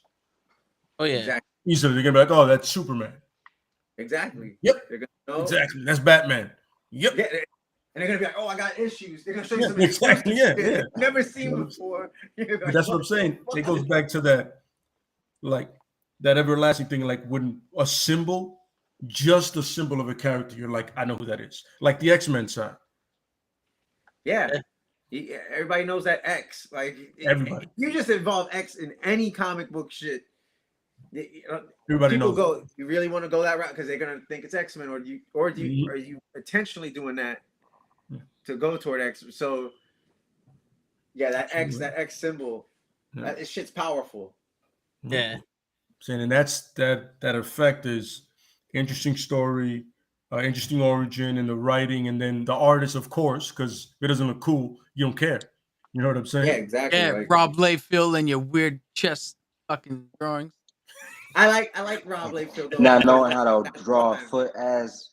Leave that man alone. His anatomy. I remember seeing that, and I was like, "This is not my Captain America." When I was a kid, and New Mutants came out, I thought Deadpool was a girl. His chest looked like titties to me. I thought it was a girl on the cover. I was like, oh look, new character, it's the chick. I think She looked that's badass. what it made. I think that's what it made. They made the Deadpool girl, and then a Deadpool Stacy, Gwenpool. Is Yeah, it? Is Gwenpool. that her name? Yes. Gwenpool. Gwenpool That's her was name? Lady Pool. I'm not gonna lie to you. before I don't know that, her yeah. name. I just assumed it was gonna be her first name in Pool because they don't get that creative with it. It's Yeah. like something Pool. You know what I Well, mean? they're also under that like that shotgun deadline. So it's like that timing and like you gotta turn shit out. So I think I don't completely blame them, but Rob Liefeld always brought that MTV energy. If you think about that time frame of when it came out, like nobody wants to see Anatomy normal. Like make it extreme, so they freaking make that huge. I mean, you remember everything back in the days was extreme. You put that X up Yeah, it was there, that exaggerated. yellow, that green X. Everything was extreme. And the Whatever you fucking drank, G.I. Joe whatever you extreme wore. and shit. Everything was extreme. Yeah, but he stood out, and he had to stand out in a group, That's that true. kind of group. Yeah. That whole group, I call them like the NWO whole of image comics. group? Like they revolutionized shit. They were all standing out, man. Like every member of that crew, from Jim Lee to Rob Liefeld to Todd himself, McFarlane. everybody, yeah. There's so many artists that can if there's so many like what if moments, but within comics, it's that time. If that shit didn't plummet down, like the bubble. You guys know once that bubble fucking popped, because everybody comic books were taking advantage, making just everything was issue one. And you're like, wait a minute. What are you guys doing? Like it was a way that's of drawing in new fans. Yeah. Yeah, but it was always like taking advantage. So they knew what they were doing. Yeah, it's like they brought in new fans, but once those new fans realized that it was just a scheme to get them in, because a couple of my friends got drawn into it when Marvel Now happened. They're like, oh, they're restating Marvel. It's all issue ones, and they bought all the issue ones, thinking that in 10 years is going to be worth something. And then, like literally a year later, there was another rebirth or another like revamp, and there was a Captain America issue one at least 7 times in 5 years. So they realized that they're like, oh, this is bullshit. Yeah, and then they lose them as fast as they gain them when it comes to new that's what readers. DC is doing now. They keep doing this, and it's funny because Jeff Johns did a great thing when he did that Doomsday Clock thing. Like he fixed everything. Right, and there's a new one that dropped, right, where it's like the Flashpoint again, and if you read it, you can tell he's taking jabs at everybody. Also, I'm like, yo, why are you doing this again? I fixed everything for you guys. I literally fixed it all. What are we doing? You guys get a chance to read it. It's really good, but it's that moment where like, yo, New 52. I was like, what happened to Crisis? You just had a crisis. Why is everything a crisis with you guys? It reminds me of wrestling. It's like DC. Yes. It reminds me of wrestling. Like wrestling. Like like you said, a new 52. They basically booked themselves in the corner by setting a 5-year stamp. Like absolutely. So hold on. Batman's been around for 5 years, and in that 5-year span, we've got Nightwing, we've got Red Robin, we've got Red Hood. All those events happen. Damien is fucking 10 years old, and you're telling me that this all happened within 5 years. It didn't make any sense. Yeah, it's just it's funny because I want to give DC the benefit of the doubt because they come out with great stuff, but right now, that Dark Knight's honestly, the best thing they've come out with, and I told Dream this, the Deceased. It's an Elseworld thing. It's a zombie thing. It's awesome. To me, it's great. To me, it's awesome. Tell me about that. And to me, that's probably the best thing I've read in a long time from them because usually DC's Elseworld stuff now is a lot of times better than whatever they're doing in the mainstream. You know what I mean? It's usually nowadays because they're not starting over. They're just that thing goes on and then they start something else that has nothing to do with that. You know what I mean? It doesn't restart anything. It just goes somewhere else. You know what I'm saying? It's because they're not handcuffed to anything. No, they're not. Exactly. It's a weird. See, from the last couple of years where I've been, watching the trend of what Marvel and DC's doing, it's a weird space where like the hardcore fans, the people who report themselves to be hardcore fans, they don't want the characters to change. But we need new characters to bring in new readers. But every time you do something to bring in new readers, you do another like issue 1 comic, you mess up this secret underworld shit where all the comic books are worth something and you depreciate the value of them. So then the people who buy them just for the money, they leave. You don't innovate, so no new people come in. The little bit of innovation you do, you alienate the fans that have been there for so long. That's where And you just go round and round and round with trying to figure out what the fuck's going on. You pissing off everybody. Right. Yeah, there's no winning at any point. I just hate that, like, shitting on the long-term customer. You're the long-term customer. Why are you gonna freaking? I'm investing all this time and money into your product. Like, why would you do that? Like, it's like almost backstab. You're like, oh, why? Yeah, but then it's like, then you can benefit from at least having one brand new character come out, like every couple of years, so that way if you want to catch the new people, that brand new character comes out and they can introduce someone like Cap who's been there for years for the new character. Like, you know what? Let me read up on Cap because I'm kind of liking him, and now you have a growth in old sales or whatever in those comics. Because to change someone old for someone new is stupid, but to bring someone new to shine a light on someone old, that makes sense. You know what I'm saying? Yeah. Because you guys ever check out any off-kiltered comics that aren't like mainstream, like the indie stuff? Like you guys look at we had Love and Rocket. What's his name? Delay. He was on our show before. Oh, yeah, with the horror comic. I forget the dude's name, man. Yeah, that cat. I'm gonna look it up because I have his.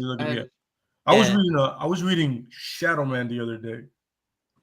Just checking out Shadow Man because I love New Orleans, been there, and I just like the whole vibe. You know what I'm saying? So I was like, and then Shadow Man it's weird because it is horror, but then it doesn't feel horror until it depends on the issue. Because it could get really gory really fast. Yeah. Or sometimes it's just supernatural. You know what I mean? So it really depends on the issue you pick up. It really does. It kind of throws you off. And then, Spawn is always Spawn. But I like Gunslinger Spawn above everybody else. I'm dying for him to do this freaking film of Spawn. I remember. Damn it. I don't know if you're going to count that as mainstream. So, yeah, Spawn. Oh, yeah.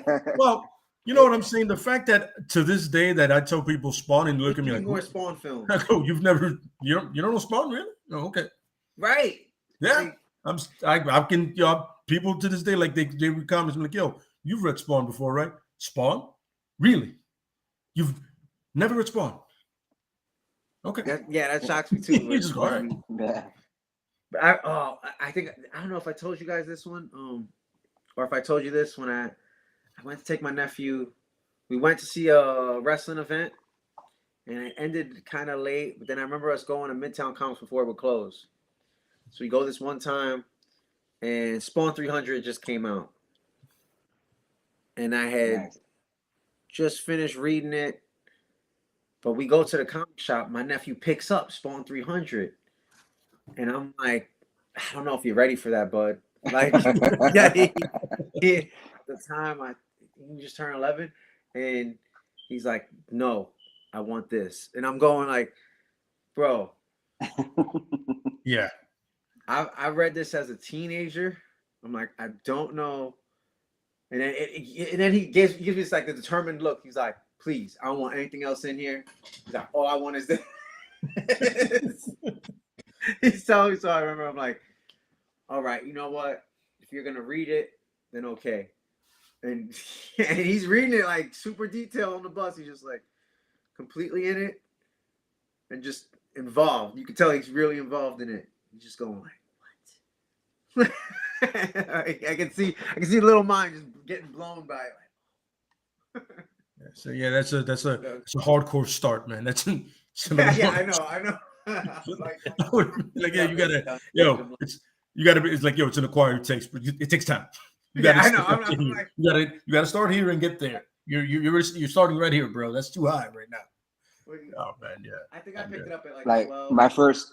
He was Go almost ahead. 12. So I was like, he could pick up Spawn. Like that's when I gravitated to it. I wanted a character who was gonna kill. Like, what the hell? When I first read Spawn, the first issue I read was about what's his name, Billy Kincaid. Yes. If you don't know, he's the child molester. Like, Mhm. like, oh shit, what the fuck did I just read? Oh, yeah. And I'm like 10. You're also Yes. like Yes. Yo, it was a child molester. They freaking based off of William Gacy. And not far fetched from that. Like, Mhm. Yeah, with the ice cream truck and putting the kids in the freezer and all that shit. I mean, even Violator reminds me of we that. all knew Tom McFarlane wasn't right, so don't worry, it's all good. Yo, real Yeah, it's like quick. talk about real bad guys. That issue, real fucked quick. me up. That issue was like, just as a little kid, just I knew no other superhero could stand up to Spawn. I was just like, no, whoever you bring up, Spawn's the guy. Spawn, yo, get your guy out of here. No. Yo, but real quick, congratulations to B Match Yes. Wrestling. I see little man in your arms right there. Yeah, you know, man, he won't go to the new sleep, edition. bro. Oh shit. Yeah, Hey man, he's into the comics, bro. He has a favorite comic book character yet, or what? there it is. Yeah, right now it's all his shit is Batman and Spider-Man. All his wardrobe. Oh fuck. Nice, nice. Yeah, Yo, man. while we have you two here, there's been a debate between Cap and Lay. What decision was worse? Peter Quill punching Thanos or Sylvie killing Kang? Wait, say that again. Who made the biggest mistake? Peter Quill punching Thanos when they almost had the gauntlet off of him, or Sylvie killing Kang? You know, to reset the multiverse. Who's the bigger asshole? You want me to go while you think about it? Yeah, you can go ahead. Here's my thing. I'm thinking Peter Quill because Doctor Strange started. He went through what was it, millions and millions of scenarios of where they would win, and they only won once. So you mean to tell me, out of all these scenarios, Peter Quill made the same mistake all those times? Like, that was the only reason why they didn't beat him right there in the moment.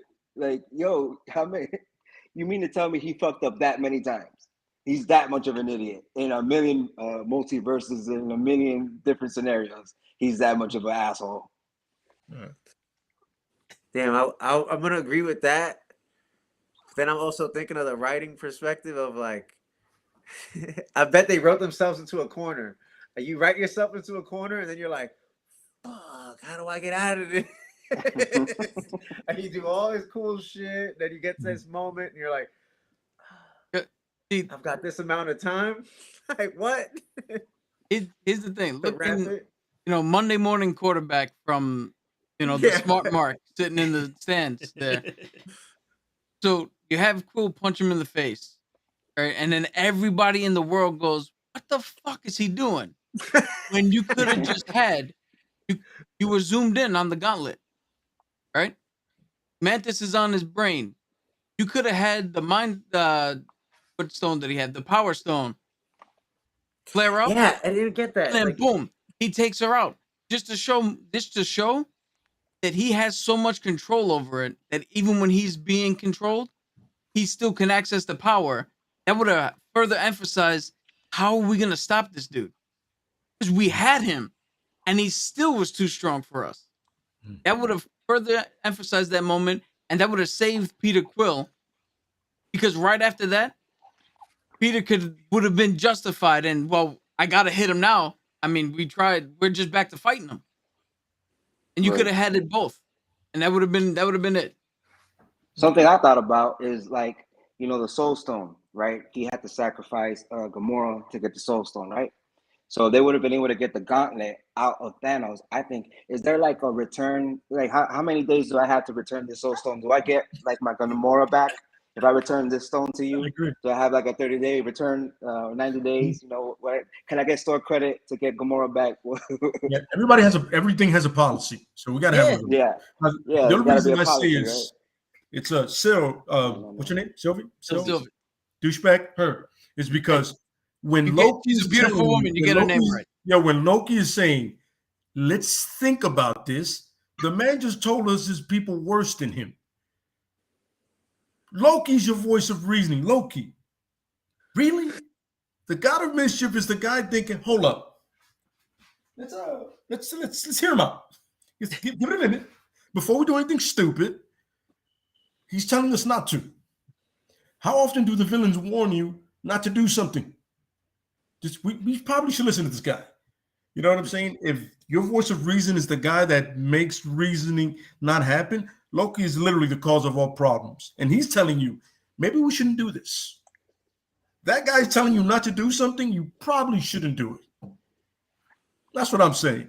Not to rehash this unreasonable asshole on Ground's Green Earth goes, yo, don't do this. Yeah. But that's exactly why. But the right decision, even made in a selfish way, is not just the right decision. Right. So Loki's not still listening to the villain and the guy that doesn't trust anybody and always makes the wrong choice, it's the right choice. But hold on, would he still have made the choice if Kang didn't promise to give Loki the power? But he wouldn't have made that choice. But you can't. I mean, doing the right thing for the wrong reasons is still wrong. Yep. Well, don't worry about it. Everybody's gonna find out all together. You know what I'm saying? What, May 6th? And then right there, I'm gonna do checkmate and go. You see, Kang leads to worse. 8 Kangs is gonna be terrible for everybody. Hey, yo, we never know. We might have this new discussion with fucking Doctor Strange or with Doctor Strange fucked up. I want to see that latest Doctor Strange fucked up. Scarlet Witch with the multiverse of madness. That like Sylvie may have done nothing compared to what they're about to do. Yeah, who knows? Who knows what kind of shit they're gonna put? It's gonna be interesting. It's gonna be interesting. You know what I'm saying? But yeah, no. I mean, Doctor Strange was already playing with fire in Spider-Man. Yep. This is true. This is true. Was. And I just really hope they keep continually going down that psychedelic route with Doctor Strange, because in the comics, there's so many like wild patterns, psychedelic shit where you just think in Doctor Strange you're going like, what were they on? What were you doing while creating this? Like, LSD. Gotta be. Oh yeah, that's solid LSD. Yeah, absolutely. No, but you got like Steve Ditko is such a straight-laced guy, so I mean, it was probably a dude who was straight-laced, and then you went to a club with somebody, and then LSD. No, you know what happened? Steve Ditko was probably invited to like the Playboy Mansion or something, saw somebody in LSD, and just sat down and listened to him and was like, "That's a good idea. I'm gonna take that one." And just possibly, I mean, you steal like an artist, and you can go far. Yeah. Especially with somebody who's high out of their mind and don't know what the hell you're doing. I mean, seriously, same thing. How do you come up with Moon Knight? You can't be all together to come up with Moon Knight. The covers, pretty random. The covers to Moon Knight. Khonshu, 3 personalities, maybe 7. The covers to Moon Knight are freaking shocking. And the dude is in all white and fights crime. Yeah, with a hood on with a white hood on his head. Yeah, right. A little bit of a masochist there. Like abuse. Right? I don't know. It's weird. It's weird. Have you guys enjoyed the show? Yo, there was one cover. I saw the first episode.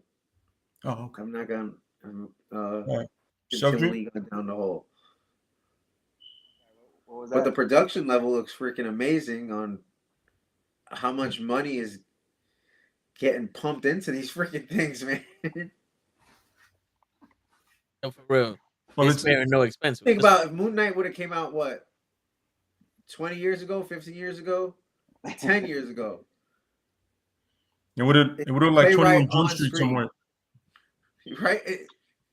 It's not gonna play right on screen.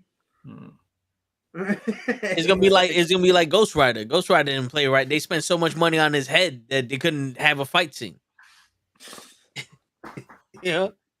Just I don't like remembering that movie. Galactus and Fantastic Four. It was a cloud. The cloud?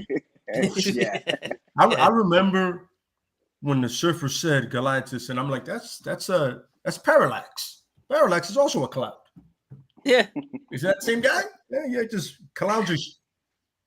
Yeah, that movie was ahead of its time. We need somebody to remake it shot for shot, but just add one character who looks up and goes, "Everything gets uploaded to the cloud." What's up, RKH? We got the call up in the building. I'm not gonna lie to you, just not a fan. Not a fan at all. Yo, but when you guys get to watch Moon Knight, like we're on episode 4 now. Oh, Tomorrow's I'm 5, right? up to date. Oh, yo, He keeps me up. He keeps me up, so I'm watching. yo, it gets crazy because like episode 4 was like, what the fuck is this? And so yeah, it's worth a watch. Just when you I get don't know a if it was chance. last week or the week before that I mentioned. I was watching y'all and I put it on the comments. I'm like, could we possibly get Ramatet in this series? And then someone noticed it on YouTube. I forgot which channel. I think is New Rockstars or Screen Cush. They mentioned it that one of the bad guys, I think it was episode 2. They were in Egypt. He has Ramatet on the back of his jacket. So I just read that they might retcon the Ramen Tut thing and make it so that Kang was actually Alexander the Great. It's funny because I was thinking that too. Yeah. In a bunch of the books, Kang is a lot like Vandal Savage in ways. He's in history everywhere. Yeah. Because he time travels and Vandal Savages live forever. He's kind of like you can use those guys to be anybody at any point. They're a great reshaping tool for anything. You know what I'm saying? And then Kang, like you said, Kang is already in this thing. You know what I'm saying? Because Sylvie fucked up. You know what I'm saying? Just throwing it out there. And the dude from the Eternals, he's been his great grandfather, his great grandfather, his grandfather. Yeah, he's been every incarnation of his father to be the movie. Listen, I don't appreciate you cursing on this podcast when you say the Eternals. That is disrespectful. Hey, Un Cocotazo was good on the Eternals, bro. It was just Superman that sucked in the plot. Excuse me, we're talking about. I still can't. I haven't finished that movie. Don't. I have not finished that. I can't get myself through it. Like I keep trying to watch it, and I keep falling asleep. And no one deserves just getting that. bored out of my mind. It just me, and then I just forget to go back. The chick with the speed is hot. That's what brought me through it. You know, that's what it is. That out as well. Yeah, I'm not gonna lie. The only thing that truly brought me through it sitting in the theater was the fact that I paid money. It's that movie to me is like Fast 9, which I still haven't finished. You know what's funny? I rewatched that and I was like, "Yo, this got even worse." Like, what the? You gotta like to really enjoy a Fast and Furious film. I realize you gotta like shut your brain off. But it's difficult to do that when you got like a fucking blood sucking demon soul in the movie like John Cena, where it's like you can't turn your brain off more than like you're gonna be in a coma. You turn your brain off anymore to allow Cena. I want you guys to come with me on a trip here and try to understand what this Toretto family is. Their father is Mexican. That's the guy from Mayans. He's the main guy, right? Yep. Toretto is. I don't know what Toretto is. Like I don't know what he is. He's Italian, Dominican, his sister is. Venezuelan. Is clearly white. Yeah, as white as it gets. Whiter than white. If John Cena would have been Paul Walker's character's brother, makes sense. Yes. Yeah. Yes. Right? There you go. Yeah. What the fuck, woman? Also, John Cena, his character at the age of like 18 or 19, where you literally stopped growing, went from being like 5'7" to 6'5" in the 10 years of his exile. Like, I don't know how you got taller. I can understand you getting buff, but I don't know how you got taller. Like, you literally went from being like, this is Toretto, this is you, and now you're eye to eye with the motherfucker. You didn't leave at 11 years old. I need to see the mom to understand how this triracial thing happened. Yeah. Technically speaking, you stopped growing at the age of 25. The father's a Mexican, right? Yeah. So, oh, really? Yeah. Okay, so There you I go, still got a chance. My body lost that memo. Yeah. My body missed I that hear you. memo at 12. It's a theoretical thing. Like theoretically, you could still grow until the age of 25. I think they're talking about like your ears or your feet or some shit. Yeah, Your height. extremities. Yeah, cause I'm a size 11, but I'm five. I'm a size 11 in shoes, but I'm 5'7". Like what the fuck? You're not working with me, man. Make yourself. Word. You know what I'm saying? Yeah, man. I just, like I said, those, like, when I saw Hobbs and Shaw, I went in there and I was like, there's no way I can think logically. But No, for you some reason, can't. Fast Nine, Fast Nine, it's a combination of it's too much for my brain to go. We can't stop thinking. It's too You much. know what's funny though? There's examples. I hate that. I kind of dislike that saying where you could just turn off your brain and watch the film. Because for one, what enjoyment do you get of turning your brain off and not paying attention? Like you're there to absorb something, and if That's you a turn your stoner brain off flick. to it, but It's a the good stoner thing. I guess so. Like they But a didn't good create movie it. though They is didn't if create you it ever for seen The that. Raid, The Raid, Yes. that's a movie. That's truly a movie where you could turn your brain off in a sense that the plot of the movie does not matter. It doesn't matter why we're Right. in this But that's situation, but watching how people react in that situation makes that movie fucking great. I agree, especially one bro. take. I agree, bro. One take scenes. Look, somebody wrote, I turned my brain off watching Raw. I Yo, So, for I real. agree, bro. like, then you just hate watching it. And you turn off your brain, and you turn on your emotions.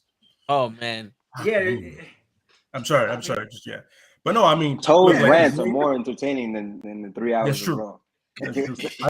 I I'm appreciate excited the for rage Raw to just the- to watch Toad rant.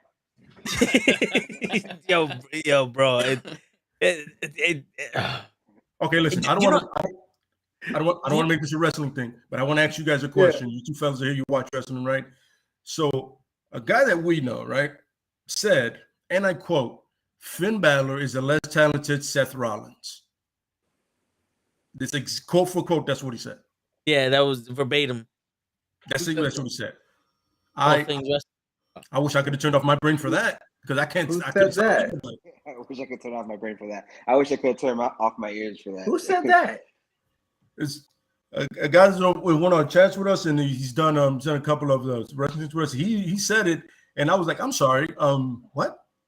Yo, you do realize without Balor, there is no Seth in a sense. Yeah, Finn Here's the thing. Balor, you get the sense immediately off of him that if he wasn't wrestling, he'd be in Broadway or something. Like the dude is just extremely fucking talented. Like, yeah. Yo, he's so good. He makes you forget that his character is basically white guy who smiles. Yep. Is what? His character is just white guy who smiles. But he's so good in the ring that you forget about the stupid character and you're like, yo, this dude is fucking amazing. Yeah. Finn Balor walks around and does this, and the rest of the crowd does it. Seth Rollins is literally trying to direct the crowd to sing his song, and they're like, "No, my man, we don't like your fucking song." Yeah, but let's be honest. If there was no Seth Rollins, what would we be missing in wrestling? Nothing. You can make the argument nothing. If there was no Finn Balor, we possibly would have never. We definitely would have never gotten Bullet Club. Well, which would never have led to Kenny Omega versus Tyler Black. Okada, which would have never led to may have never led to AEW. AEW may have never existed if it wasn't for Finn Balor. I agree. Absolutely. AJ Styles wouldn't have been as big outside of TNA in New Japan because he immediately became the leader of the Bullet Club when he joined New Japan Pro Wrestling. Who would he be? He would have been the leader of Chaos. You're not taking that from Okada. For real. Yeah, but I'm saying when it was one of those things where we're like, what? Did you what? And then he had the better part is he goes, oh, I don't see him as a championship material. I was like, right, okay. So now we're just ridiculous. I was doing something while this conversation was happening, and the only message I read was, "Give me a match where Finn Balor actually impressed you," and I just like 7 of them. Like, and I was like, "Now you give me a match where Seth Rollins impressed you." All right. Balor's entire NXT run, bro. Every match Yeah. in NXT was fucking phenomenal. Even his second run. Yeah. It feels like as soon as you turn him when on, we though. got rock and roller Finn Balor, that's when you're like, see, this is what we could have had the whole time. You know what I'm saying? That do not put that stupid smiling character that Cap was talking about. Yeah. Even when he was Prince Devitt, like the shit he was doing in New Japan was revolutionary. Yeah, It was ahead of his time. Yeah, he's painting the anti-venom shit on himself, the fucking the carnage shit on himself. I That shit was popped when dope. he was Scarlet Spider. One time he painted himself as Kane's version of Scarlet Spider. Like I fucking popped. Oh, this motherfucker reads comics. Like you don't just paint yourself as Scarlet Spider like the Kane version if you don't fucking read comics. That's deep. That's deep. That's deep Spider-Man lore. You got it. You got to pick up and be like, you just don't see that somewhere. You know what I mean? No, you don't. Yeah, you just don't see that. You know what I'm saying? So, I mean, and that's why to this moment, I'm still losing my mind about that. I'm like, are we talking about the same people here? Do you mean another Seth that I'm not aware of? You know what's crazy? Maybe he can actually play the Edge's role right now. If he was the one doing this whole, I don't give a shit what you guys think about me, and embrace his dark side because he has a demon in him. I can believe him turning off lights and shit. But Edge was in the Brood for 3 months, so now he adopted the Undertaker's power and got his light. I'm never gonna drop that shit. I swear to God, I'm never gonna fucking drop it. I still don't know. First of all, I'm gonna do this right here. I still don't know Damian Priest's character from even the NXT days, and I don't know what Edge is doing now. I don't know. I'm so lost. Damian Priest went from a gothic pimp archer to now. Then he was a Puerto Rican gothic guy with Bad Bunny. Yep. Right? And then he's Jekyll and Hyde, and now he's Viscera. He's Viscera. Get me wrong. The guy can go in the ring. I just don't know what he is. Kenny. I'm gonna have to head out in a sec, but before I head out, I wanted to show my wife's thing. Check her out at LorettoH.art. I think your finger's in the way. I can't capture it. Oh no, yeah, I'm here trying to QR it right at the bottom. Yeah. I'm trying to show the bottom right here, not show the whole fucking number and shit. Just trying to show this on the card. And I'm gonna try to be at Washington Square Park this weekend, probably Saturday. We'll watch the Square Park and just set up and sell some comics. What time are you gonna be there? Nice. Probably around 1. All right. I'm gonna try to. I'm off. I usually walk. I probably shoot down there. Yeah, I'm gonna try to be down there. Cool. Try to hit me up on Instagram and whatnot. CJ Rakento. Yeah, I wanted to freaking say that I'll be there around 1-ish. I'm gonna try hit me up on Instagram or like message me and shit if you're gonna head over there. Mm-hmm. Just to double tap with me in case I'm working. If I'm working, I'll show up there later or whatnot. But yeah, I'm gonna fucking show that. Stickers.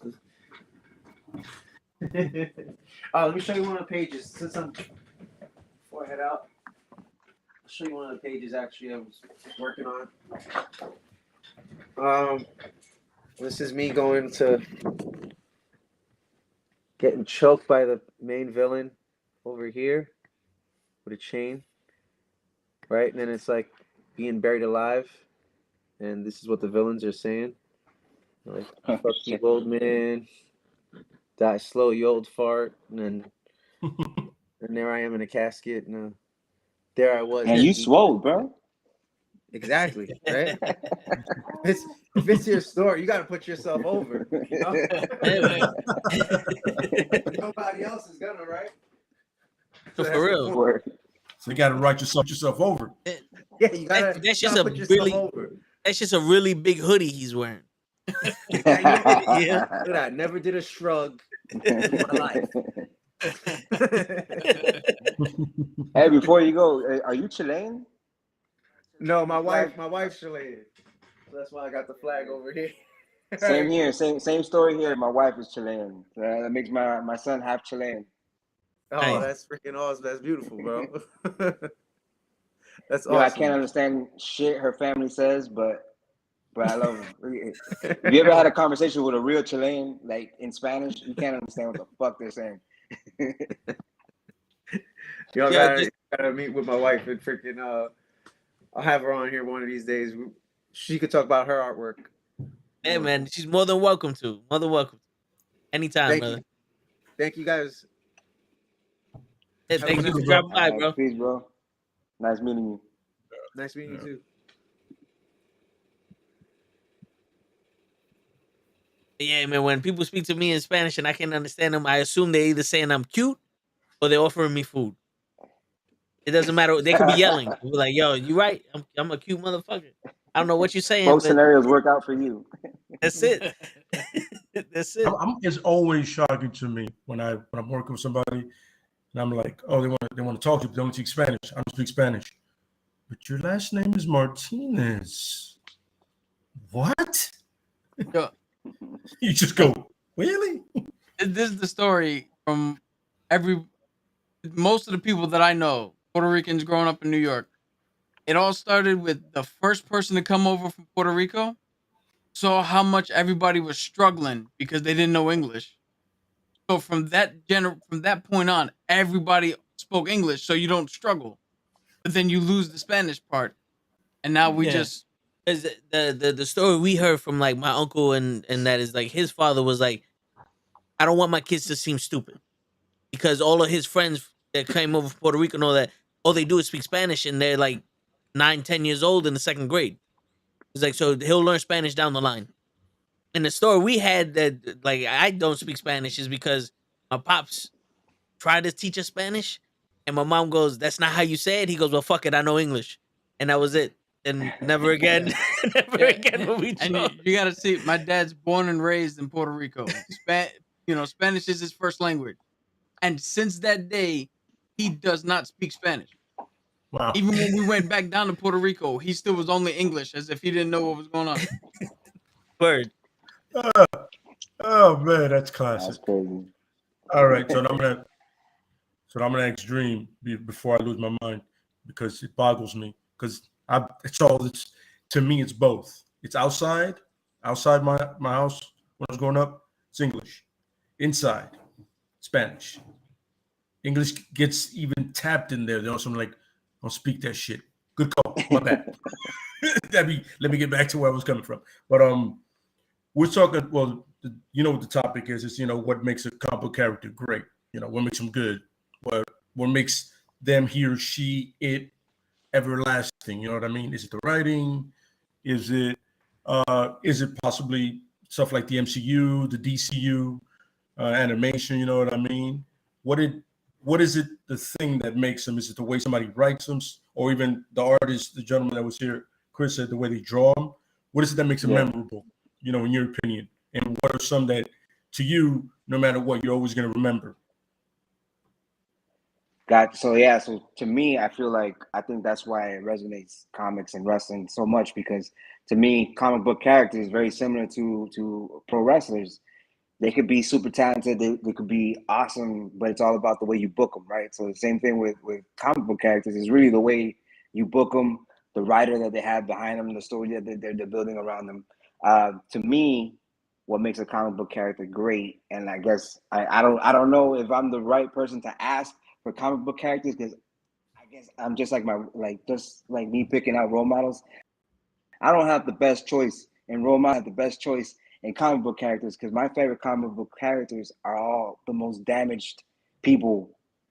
Like Deadpool is my favorite character. He's damaged as fuck.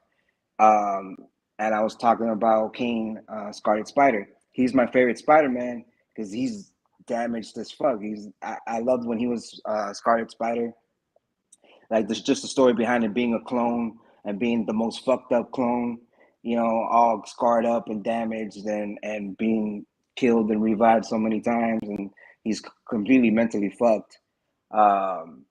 Flash Thompson is like my favorite version of Venom because it's a guy that was a fucked up human being, like being a bully and shit because his dad used to beat the shit out of him, and decides to be good, goes to the army, loses his legs, you know, and then he turns into an alcoholic. So he's got all these problems, but deep down at the end of the day, they're trying to do good. They're trying to be the best versions of themselves, no matter how fucked they are mentally, physically. Like, they've got all these problems, but they're still trying to be the best version of themselves that they can. Sure. As opposed to someone like Superman, like, yo, like, you've got it all going for you. Batman, like, you can say Batman is like fucked up, but yo, you rich. Get the fuck out of here. Like, get over it. Your parents died when you were a kid. Okay, you can get over it. But you know, oh, and then I forgot to mention Red Hood. He's another one of my favorite characters. Because I mean, I'm a big I like Batman. Don't get me wrong, but what I like more about Batman is the supporting cast around Batman. I like all the Robin stories. I like Nightwing. I like Red Hood. I like Batwoman even. So yeah, I find all those characters very interesting. It's funny, yeah. It's like we were saying the same thing. It's everybody can relate to. You know, Cap has Cap, all puns intended. Green Lantern for the reasons. You know, Toe has the Hulk, the Thing. You know what I mean? Punisher, Red Hood, myself. You know what I'm saying? Wolverine. Like, you know, it's just these guys that everything that's wrong with them, you can see it in yourself, but you can also see the way you react, the way they react. You're like, some Deadpool is humor, clearly. You know what I mean? Nothing is serious to him. Nothing is ever serious. He has a daughter now. He even taking that seriously. He doesn't take that serious. 2 daughters. Yeah, 2 daughters. You're right. There's no seriousness in it. Everything's a joke. You know what I'm saying? Then you have the Hulk. Just wants to be left alone.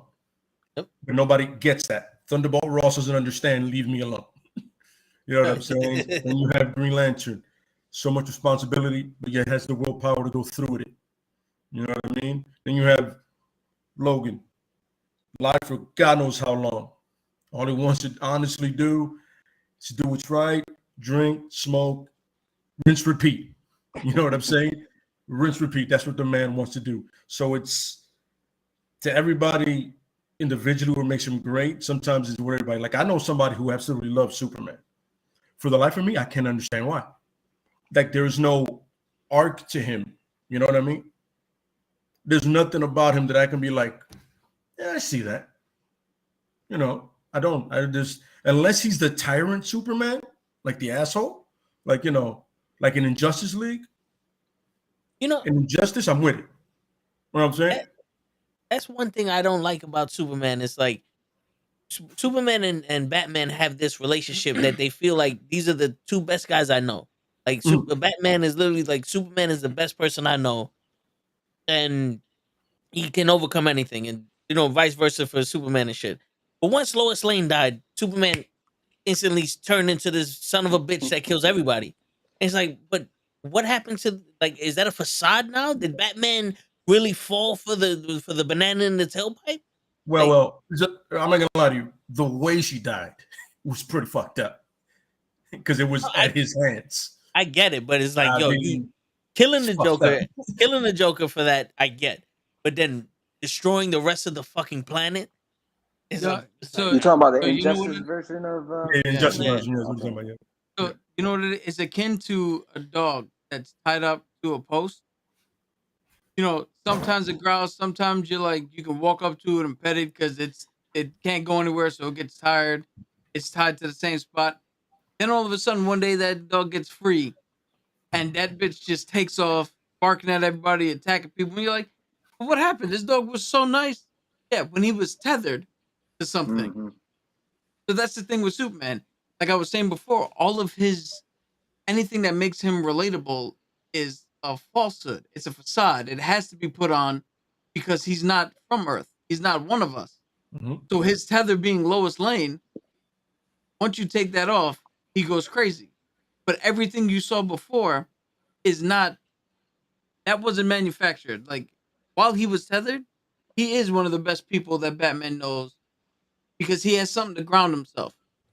But once you lose that, that's it. You have no more inhibition. You become like that's why like zombies are so strong. They have nothing to hold them back anymore. So I got you. you don't have to go forward as the best guy. But when you're tethered, that brings out something to you. Again, it's manufactured because they had to give him a love interest that he can lose, that all that other shit. Where other superheroes, have done that naturally on their own. Mhm. But that's what it is with him. That's why you gotta respect Captain America. I didn't mention him as one of my favorite characters, but he's someone you would see as a role model, as like he's like the best kind of human being. Like no matter what, his like it's always about doing the good, like Yeah. doing the ultimate good. He's one of those Even guys you when just he gotta died at respect. the end of the Civil War, he was on the right side. He knew he was on the right side, but he saw the damage that it was doing, and said, "You know what? Me being right in this moment is not worth everybody else that's on my side losing their life or being harmed. So I'm gonna do the actual right thing. Turn myself over. Let's sign this. Let's end this." Because now it's starting to take a turn in which I no longer can stand behind. Like, Yep. how many other superheroes would have done that? He's not willing to kill every single man, woman, and child for the sake of peace. Yeah, Funny, even after he John got shot, Cena. he was like protect the people to Sharon Carter. Oh, because Yeah. it's gonna be a Cena bashing, right? Yo, tell him the video that I sent you, bro. Oh, I showed it to him. But I Cena's saw getting that. scored. That was dope. That Yeah. was dope. I was like, it's on repeat on Toe now. She's gonna watch it all the time now. Oh yeah. Oh, of course. Of course. Yeah, it's gonna be Shit. awesome. Yeah, it's gonna be awesome. Yeah. That's hilarious, man. But yeah, man, it's that thing, you know what I mean? It's just I don't know. It's weird because I can read all the comics and have all my favorite ones over and over, and I get tired of it. It's really weird. I should get tired of every Punisher book that I have. Nope. Not even a little bit. You know what I mean? And the same thing with Logan. I can't. You know what I mean? How'd you And like feel when I'm Logan was dead for a like dream. 5 years? The more damaged they are, the better off I am, which is fucked up in a sense. no, you know what it is. All that the damage and the baggage and all that just adds layers of depth to which you can either connect to or watch somebody get out of a struggle or what. It's a lot more compelling than somebody who's just I'm this and that's it. That's all I do. Yeah. And that conflict is needed.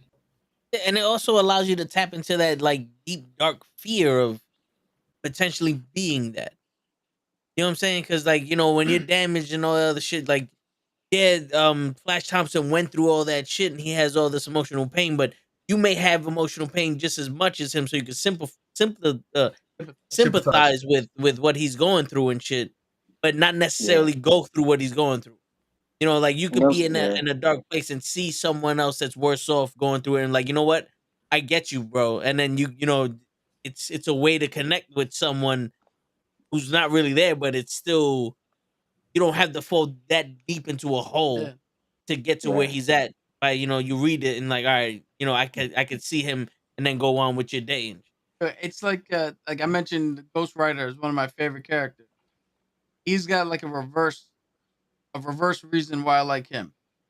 He's a cautionary tale because everybody at some point is like, yo, let me make that deal with the devil. Yeah. And just sign there to take an easy way out or get some shit. But you look at him and you see the cautionary tale, and as cool as his power set is and all that, to understand what he truly did, where he came about because he made the deal with Mephistopheles, and it still didn't matter. His father still dies. It's just it's one of those things where you can look at it for what it is, appreciate it, and take that lesson like, all right, that's a route I don't want to go down. Mm-hmm. It's like it's a funny thing. One of my mom's favorite songs was that song, Because I Got High. And she liked it because everything he was going to do, he didn't do. And it was all because he got high. and she didn't use it as like a stay off of drugs thing with us, Yeah. but she used it as a look at all the shit he could have done, but he wasted his potential and never did shit. Yes. Yeah. Yeah. I completely agree Yeah, with that. that's Yeah. why when I said I don't choose my role models, like I don't choose good role models, it's because I learned more from people from their mistakes and the fucked up shit that they did than Yeah. from someone that made all the right choices and all those things. Like, because those I feel like they're anomalies. Like people that always make the right choice and don't have like that much baggage. Like that doesn't exist too much. Like most of us always make the wrong choice, especially not to make this like a sob story, but most of us that come from the hood, you guys are from the Bronx. I grew up in the bad parts of Miami. Like, yeah, I didn't have the best people around me, so you had to learn literally from people's mistakes, the fucked up shit that they did. You had to find a way to turn that into a positive. You didn't want to be a stereotype. You didn't want to be another statistic. You learned from the shit, right? So all these people in my family tree, all these people around me, all my neighbors are going this way, and they're all either going to jail or turning up dead. Maybe I need to go this way, and I wouldn't have learned that if it wasn't for that. Yeah. You're taking all the positives and learning from your surroundings, which is exactly what you should do. You know what I'm saying? Yeah. I got a question for you guys. Now we're talking about makes hero great. Now, what heroes or villains or whatever? Because I mean both of them, both sides. Villains too. You know what I mean? You can go away with it. What are some that you feel could be great if given the right light, whether it be a comic book series, whether it be a TV show? I'm not gonna lie to you. I can see TV show movies now because they're pulling them out of their ass. I mean, Bad Bunny's about to be a superhero. Yeah, no, yeah. I mean, bro, they're pulling them out of their ass. You know, It doesn't matter right now. He's the dude is so obscure. He doesn't have a Wikipedia page. I know nothing about this guy. oh yeah. I have no idea who the guy is. So I'm saying is, who is somebody, no matter how obscure this character is, he, she, or they, or whatever pronoun makes you happy, we're good here. You know what I mean? I'm asking all three of you fellas. I have two, but yeah. For me, like I knew a little bit about him because of Cap, but I took a deep dive into him because of one of the episodes that we did a couple weeks ago. But I honestly think one of the best characters to show in a movie or in a TV series would be Doctor Doom.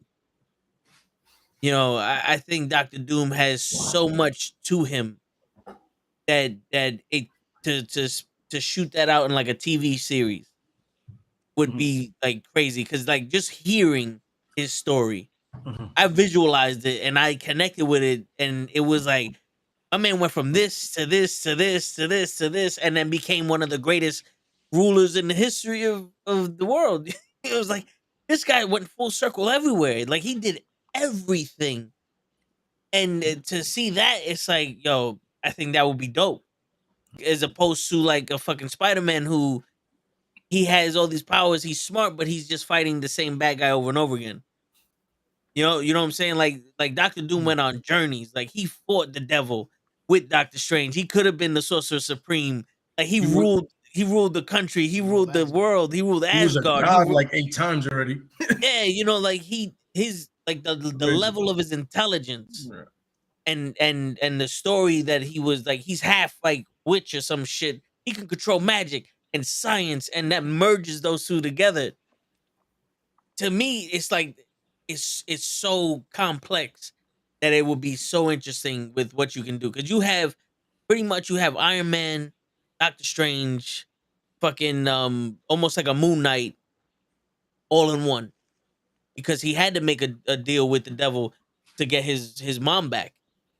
Like because it was one of those like he had to be Sorcerer Supreme to get the power to fight the devil, but the devil was like, as though if you can beat me, you'll get your mom back. And then he had to go get Doctor Strange to help him.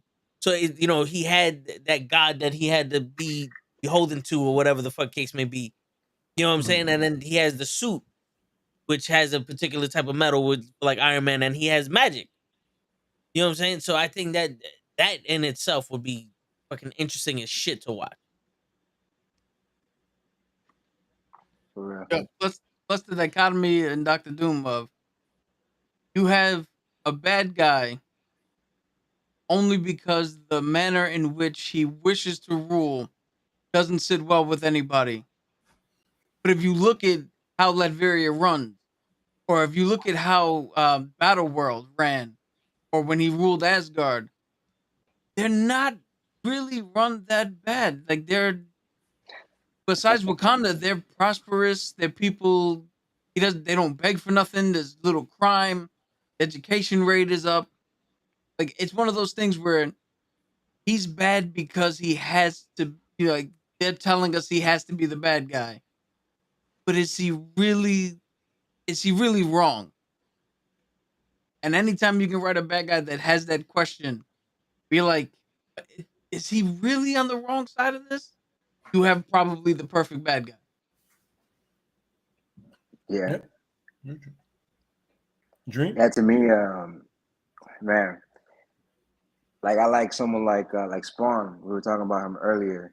Like you got a guy like to me when I was reading this right at 10 years old, and I go from reading like Batman where it's like, oh, Batman stopping poison ivy from turning the whole planet into plants, or he's stopping Mr. Freeze from freezing the entire planet. Like there's silly things, but then you got like Spawn who's stopping like murderers or rapists and child molesters, and like these are real bad guys that exist in the real world.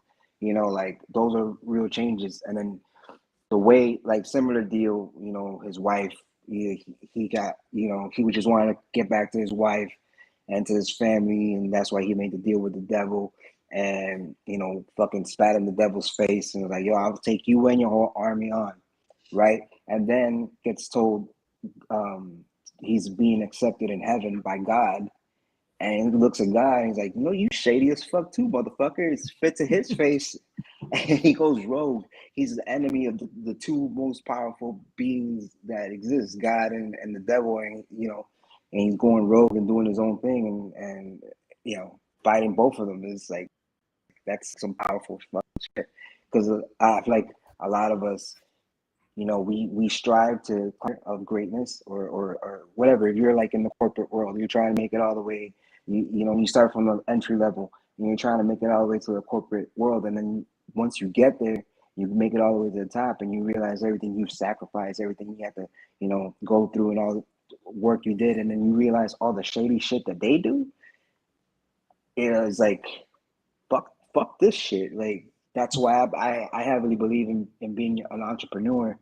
I'm sorry that I'm tying this all up, but this is what makes sense to me. Like you're busting your ass in the corporate world, similar to like Spawn, like, you know, doing all good and finally being accepted in heaven.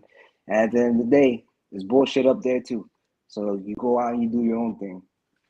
Yep. Agree with that one. Yep. It's good. With that. I'm saying I would always say I would have to say the question, because one, he's one of these characters. Like when Batman goes, I can't figure something out, so I just give it to the question. That's a compliment and a half. Batman gives something and goes, yo, I give it to the question. He goes, yeah, I know he's a little out there, but he gets results, which is true. And his story, or if you want to make it the Renee Montoya one, could be heard. You know, it's a mantle, it's not necessarily a person. And the fact that he is good with his hands, you know what I mean? But he's at the end of the day, he's just a guy. He's the guy that is so much conspiracy theories, but he really figures them out. It'll be like a cooler version of the X-Files. You know what I mean? The man has a fedora, he has his gear, he's looking smooth, but also he's out there. He has a little of that Moon Knight where he has a different personality, you know, the cabbie, and then himself. You know what I mean? And he has no face, which freaks you the fuck out at one point. You're just like, all right, that's weird. But I would just want to see good detective shit. And I think a guy like that, you give him an HBO Max or a show like that, I think he can really have something interesting. You know what I mean? You make it 5 seasons, don't overdo it. Like a lot of people do. And I think it'd be gold, man. You know what I'm saying? And then you have some characters that are not really that big come in and out. Maybe you have a Blue Beetle, a Booster Gold, or somebody like that. You know, like, you know what I'm saying? You have somebody like Speedy, not Green Arrow, Speedy. You know what I mean? Just these characters that you would normally wouldn't see somewhere. You know what I mean? And I think, just maybe the Huntress. Like the biggest he could probably get is a Robin. Or he maybe hits up Oracle on some, listen, I just need a little information. I need to know where I'm headed. But nothing to the point where you see Batman there, or Superman. Like he'll mention them. He goes, I really don't like working with those guys. Why? They're too big for the britches. I like to stay low to the ground, to the people. You know what I mean? So I think something like that. I'm saying. I will tout forever the Green Hornet. Yes. And the show back in the 60s with Van Williams and Bruce Lee, they touched on something that could have been special. Seth didn't grasp the concept. He didn't know what the fuck we had. But a character that could show a different side of vigilantism where he's not going out there and beating the shit out of the gangs. He's going out there and running it. He's going out there and be like, yo, all this shit is mine. And then turn to the DA and be like, yo, here's where everybody's set up. Goes out there, acts like he's going to get caught with him, fights his way out, keeps his credibility up. Like, it's Breaking Bad if Walter White was working with his brother-in-law, who was the DA agent. I think. I haven't seen Breaking Bad. No, yeah. So I think it's the DA.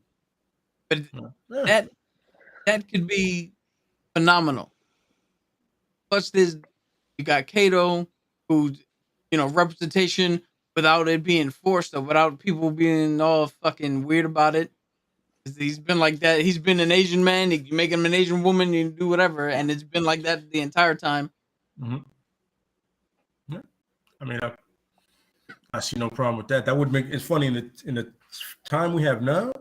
Either one of those would work. You know what I mean? Because the world is very it's not very optimistic now. It's very the complete opposite of it. That would fit in perfectly to something like that. You know what I mean? And conspiracy theories, they just announce UFOs and shit like that. The question is on that. And then everybody with the crime and stuff, it would be perfect for the Hornet. You know what I mean?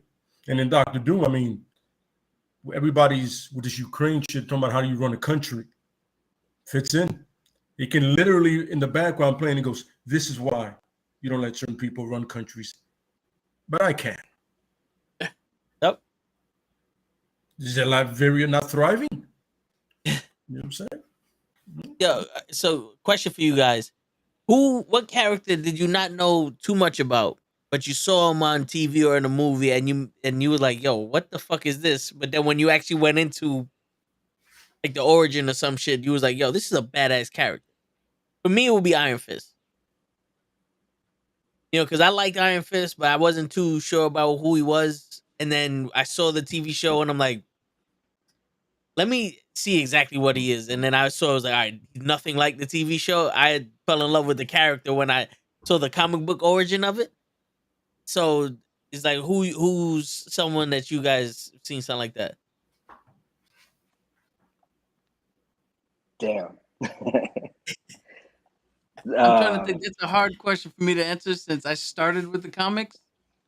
So there's not too many things that I saw first because it weren't out first. I guess the one I would have to say is probably the Phantom, because they had that Billy Zane movie, and then you read them and you're like, oh, this dude is actually fucking legit. He's an old school character from the 1920s and 30s. It's a lineage thing. It's passed down, kind of like the Black Panther.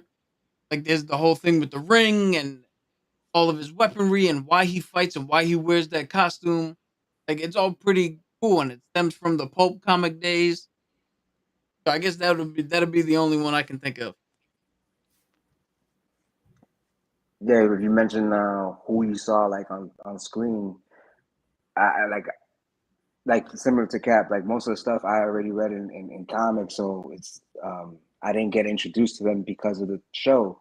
But I'll say Moon Knight actually has me reading Moon Knight comics because I was never really into Moon Knight. Like I didn't dive in too deep into getting to know the character.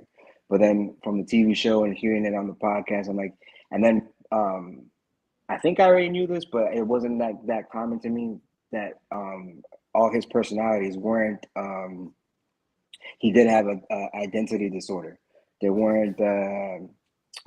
Fuck. What do you call it? Secret identities. Well, they they weren't like little secret identities of his. personas? I think that's originally what they had. Yeah. Like 20, 30 years ago. Originally, they were just secret identities. Bro, what's the word? I'm losing the word of what you call somebody's other alter ego. Yeah, there you Like go. his personas? Oh, The his alter persona ego. Yeah, and the or alter egos. They weren't just alter egos. Like he literally thought he's those people. So I find that really fucking interesting now as an adult. a little hidden fact. If you go back and watch any of the Moon Knight episodes, if you see anything that has like a scan QR code on screen, scan it. It actually leads you to a comic issue. They put that little Easter egg in there. So you could scan them and read an issue. I always thought that. So I always kept saying to myself, like, yo, so many people are into the MCU, right? And all these people go to watch comic book movies, and like none of the comic book companies like, take advantage of that. Like I always thought, like, yo, if you're gonna go see a movie, have like a free digital comic wherever you purchase of a ticket or something, or like on screen, like when Marvel started doing the Marvel AR shit, and you see the little AR code and you can scan it on the comic and it animates.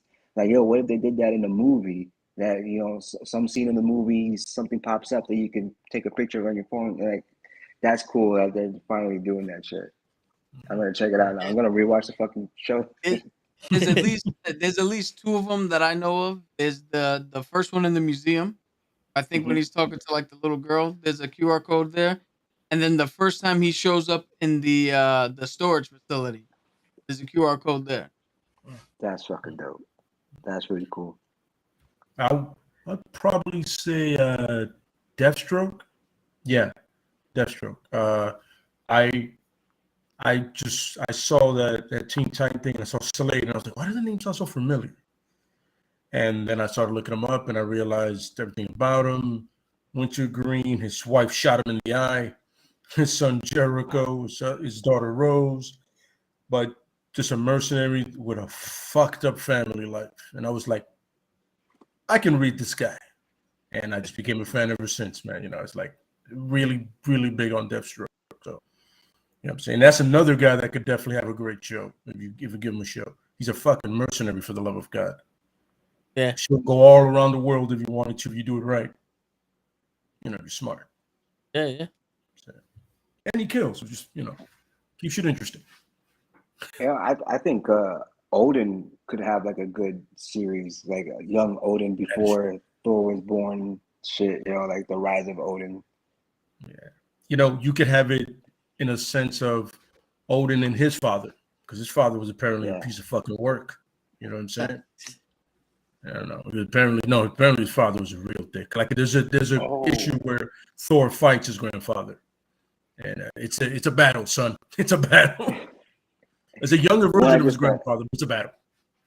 One that I just thought about, and they would have to make this like in a what if, like an animated version to pull this off. But he's a new character. Well, technically, he's a new character, Cosmic Ghost Rider. When I read that and he came out in the Thanos comic book series. Ghost Rider Right, 29. I'm trying to Thanos goes in the future to face his older self, and I think Cosmic Ghost Rider was like his herald or some shit like that. That's how they introduced Cosmic Ghost Rider. It turns out to be Frank Castle. I was like, bro, that shit blew my mind. I was like, yo, that twist where he was supposed to go and kill Thanos as a child, but instead raised him, and that's what fucked him up. Like that's. Imagine seeing that in a TV show. That'd be so fucking cool. Yeah. I mean, if you didn't see that one coming. That is almost as good as the twist for the original run of Moon Knight, where he showed up in Werewolf by Night, right? Then he showed up somewhere else, and fans liked him, so they gave him his first run. And his first run actually told the story of him becoming Moon Knight leading up to his appearance in Werewolf by Night. So his first run was a prequel to his first appearance, which is a fucking awesome way to do something. It's pretty fucking dope. Yeah.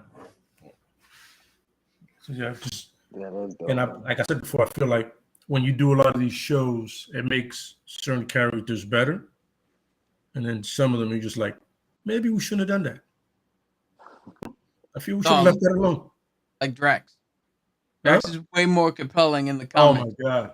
Not to give anything, Dave Bautista, for what they told him to do, he pulled it off beautifully. Absolutely. But come on, man, you have something made to fight the motherfucker who's coming to fuck everybody up. You know what the crazy shit is? When I rewatched the MCU timeline, I saw Guardians of the Galaxy 1, and to me that was like a phenomenal fucking movie. It was Drax being that badass that was like, I'm hunting Ronan. And then when he found out it was Thanos, he's like, I'm gonna go fuck up Thanos. But it was almost like we left Drax to really be shined upon for part 2. Yeah. And then they was like, yo, part 2, we're gonna make that more of a celestial type shit where we're gonna explain the Celestials and the Power Stones and everything else for the MCU thing. If it wasn't so beholden upon them to have them explain the Celestials and the gods and keep it to the Guardians of the Galaxy story, I can see Drax growing into that Thanos hunter character, because he went from being someone who was looking for Ronan, and on his way to Ronan being like, he's so fucked up that his family died and he wants revenge. He's drunk, and by the time he got Ronan, he was incapacitated with the liquor and all the other shit. Ronan fucked him up, and he was looking for his revenge. And when they found it, he's like, you know, I gotta go fuck up Thanos because he's the one who killed my family. They made him that guy, and then he was a comedic part. But even in part 2, they held on to that pain that he had, because when the mantis touched his brain, he was sitting there smiling, but she started crying because all that emotion he had for his family was there. So it's like you gave us the beginning of a good story with Drax, but you left us hanging. You know? And I he didn't wish get a payout. for Endgame there would have been at least one scene of him at least hitting Thanos. Yeah, Yo, like if any I agree movie- with you. At least a scene with one-on-one, they just went at it one-on-one straight up. If any movie deserves like a 4.5 hour fucking director's cut, it's Endgame. Yeah. Because how many people are realistically in that line to whoop Thanos' ass? Yeah. Yep. Yeah. Absolutely. Yeah. And before we get off the topic of Drax, I just have to mention, because of Guardians of the Galaxy, I started liking Drax, and I'm like, yo, they should come out with a comic book series of just Drax. They did. I read it, and it was garbage. Guess who the author was? Who? CM Punk. Fuck you. Oh man. CM Punk. That's right. He did do a comic. Oh, but his run on Thor was pretty good though. His run on who? CM Punk wrote a few Thor comics, which were actually pretty good. Maybe he just didn't get. Yeah, maybe he understood Thor better than he understood Drax.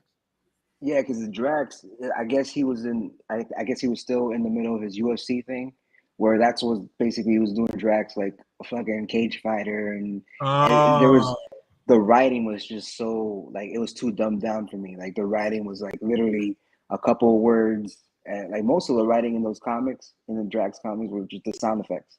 That's the most literature in there, were the sound effects. My man wrote Drax like if he was Wolverine. Honestly, Wolverine's had some good comic runs. So, you know, I mean, with the sound effects. The Thor. No, he did add, I think, at least 2 comics that I know with Thor that weren't bad. But as like an assistant writer, or he Oh yeah, like he's one of the names credited in writing that. So maybe he just had the other people. What do you call it? Maybe he was like the ideas guy, and the other people just wrote it down. Yeah. The actual writers. I don't know. Or was it like an annual, or like one of those like off? Nah, it's like a couple of offshoot fucking comics. When you have somebody like that, you're gonna outthrow the shit out of it. Yeah, it's not gonna be your main continuity when somebody like that does it. Yeah, so it wasn't like he was riding with Jason Aaron. Exactly. Yeah. Yeah, no. It's definitely not happening. Yeah. You're gonna be on some. You do it over here. This is where it matters. You're there. Go to that room. You know what I'm saying? Yeah, that's definitely it. I completely forgot he did that, bro. Holy shit. Yeah, from what I understand, not much of his stuff got rave reviews. So he just needs to stick to the ring, possibly. Yo, he's Yeah. one of those guys that like literally tried everything else other than wrestling. He tried acting. He tried comic book writing. He tried mixed martial arts. Like, dude, you were meant to be a wrestler. Absolutely. Yo, there's a movie he did. I think it's still on Netflix. It's called The Girl on the Third Floor. Mm-hmm. Not bad. Oh yeah.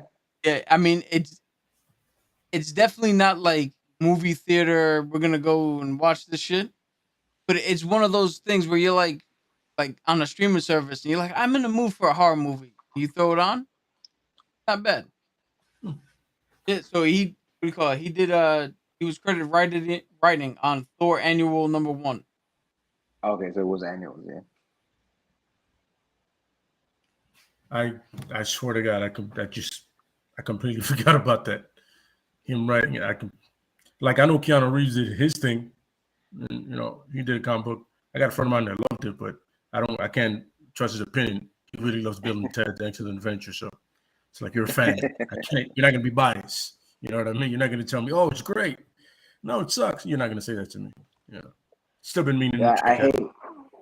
I hate annual comics because, well, at least when you back in the day, now you can it's all digital, but you have to wait a few months for it, to catch up. But when you buy it all, like currently, you put shit on your pull list, and you put all these titles on your pull list, and then you see an annual. And I'm like, man, do I really want to spend $7 on an annual comic that is gonna have nothing to do with the series? And then you buy it, and I'm like, fuck it. You read it, had nothing to do with the series, had nothing to do with the story, did nothing for you. And then another annual comic comes out, you decide not to buy it. Then that annual comic turns out to be crucial to the story or the plot to the fucking event that they end up having. Like, fuck you. Yeah. That's Yeah. I also hate when they do shit like in World War Hulk. There's a scene where he shows up and Ghost Rider shows up, and there's a little thing, and then Ghost Rider leaves, and it's like, well, if you want to read what happened by Ghost Rider 452, you're like, what? I gotta now go find this shit to fill in the story. Just tell me the story. I'm reading the story. Tell me what happened.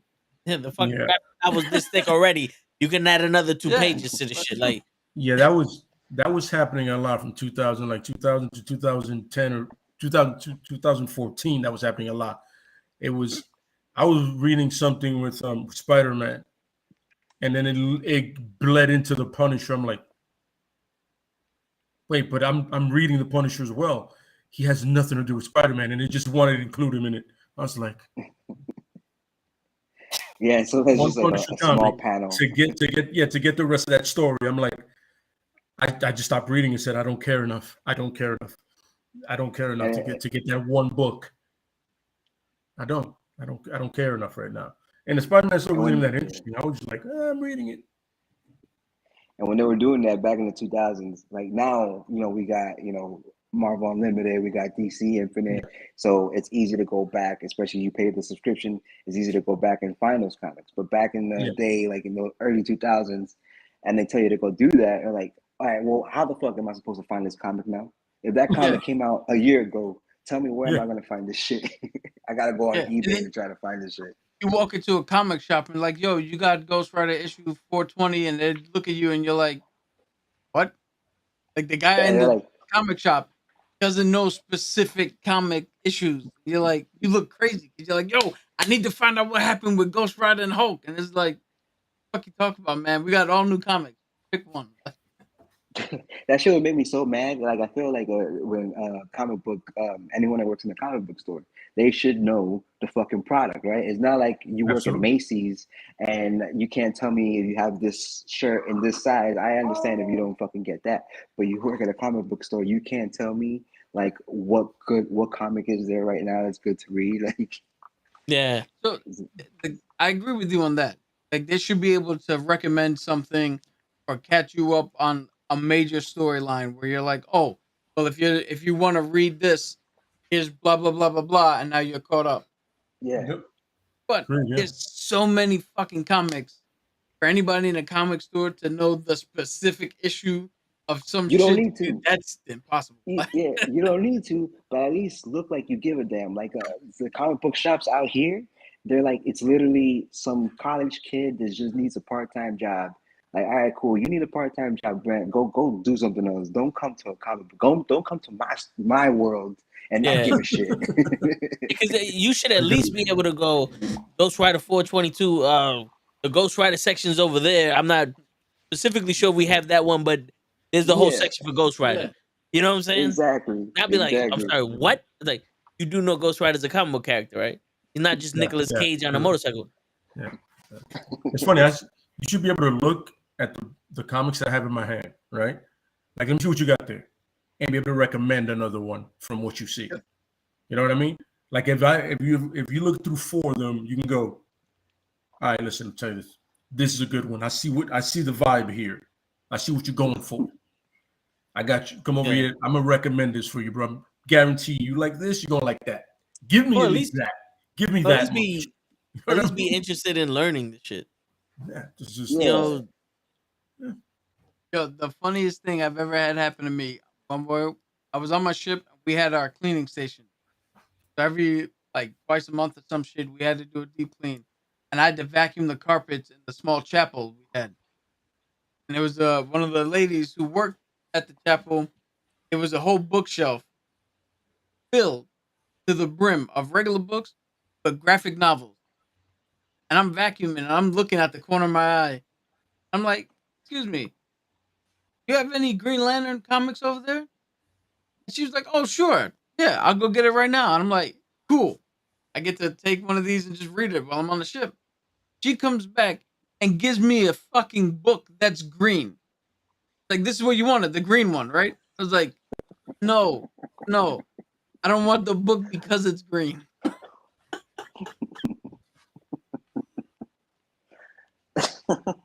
shit, yeah. Oh my God. I like going into comic book stores because they have the wrestling figures there, and most of the time they have the wrestling figures you can't find in a major, store brand like at Toys R Us or whatever. Yeah. It was one time I walked into one, and I see they had Gallows and Anderson, and I'm like, oh shit, this is one of the newer, series that just came out. So I asked, I was like, yo, do you have such and such? Because this is the one I'm looking for. Like, I haven't found them anywhere. And my man goes, I don't know who that is. We only get these every other Wednesday. So whatever we get is to put up there. And I'm like, wow. You have exclusive figures here that I can't find in any major brand store. Like, I can't go to Target or Toys R Us or KB's Toys or nothing to find these. But you don't even know what you know what, sir? I thank you for your business, but I'm leaving. I Yeah. can't do this no more. Like, I don't give a fuck if the dude at McDonald's, doesn't give a fuck about his job or gives me poor service. I don't care. Like, whatever. You work at McDonald's, but you work at a comic book shop. Like, Yeah. it's like that. It's cool, bro. That's to me. Maybe whatever. Maybe I'm the fucking nerd, but I think that's fucking cool as fuck. It's not something. Not everybody gets to work in a place literally filled with art and interesting stories and fucking toys and all these cool shit. It's like you're not fucking flipping burgers and serving fries. You're not fucking at a department store organizing the fucking shoe section. You're a fucking. It's like working at a fucking auto parts store and going, yo, I need spark plugs, and people are like, what the fuck is that? Like, you're supposed to be the one to tell me, like, what I need. You know what I'm saying? Like, you go, like, yo, this is the area for that. Look at him also. Marcus. Auto shop, right? Yeah. What the fuck are you doing if you don't know what a spark plug is? You have chosen the wrong profession, my friend. Get the fuck out of here. What do you love to do? Music. Go to a fucking music store. What are you doing here? Yo, I hate when it's like it's exciting industries and it's boring as fuck. I once, not to make it a long story, but I once worked for a tattoo company that made tattoo machines, And I thought I was gonna have the time of my life working there because it was all about tattoos and art and shit like that. It was literally the most boring fucking job I ever had in my life. I was stuck to a desk. No one was allowed to be on their phones. No one was allowed to talk. No one was allowed to do shit. You just had to be on your computer.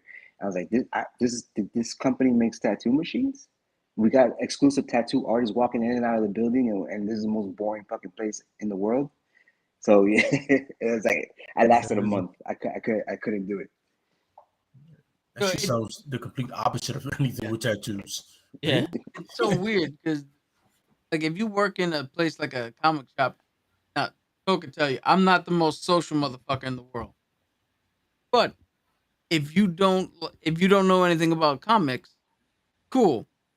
You could still build like a friendship or be part of the community, or there's so much other shit you can do in that comic shop that you can still have fun. It's more than just a job. Like, you know how many comic shops I've been into? Yo, I'm looking for this comic. I don't have it. But the dudes at the table are playing Magic the Gathering. I got my deck. Let's go play. Or we're having a D&D night somewhere. Going in the adventure. Like, the way some people act as if the job they have, they were taken off the street and now forced to work at this fucking job. And it's like, yo, dude, you picked to be here. This shit in here to make it, make something out of it. And also, like, I hate when you walk in, because that same comic book stop, I hate when you go in there and you're looking for a specific comic and they have this aura to them, like if you're a piece of shit and you're not a real comic book fan because you're looking for issue 465 when you should be really reading 362 because that's when the precipice of the story arc goes off, and you're not, you're a fucking idiot because you spending your money on this shit, and this one is written by Jack Kirby and not Tom Frank, and he writes English better than the other one. It's like, listen, motherfucker, you should be happy someone walked in this fucking store. You know what I'm saying?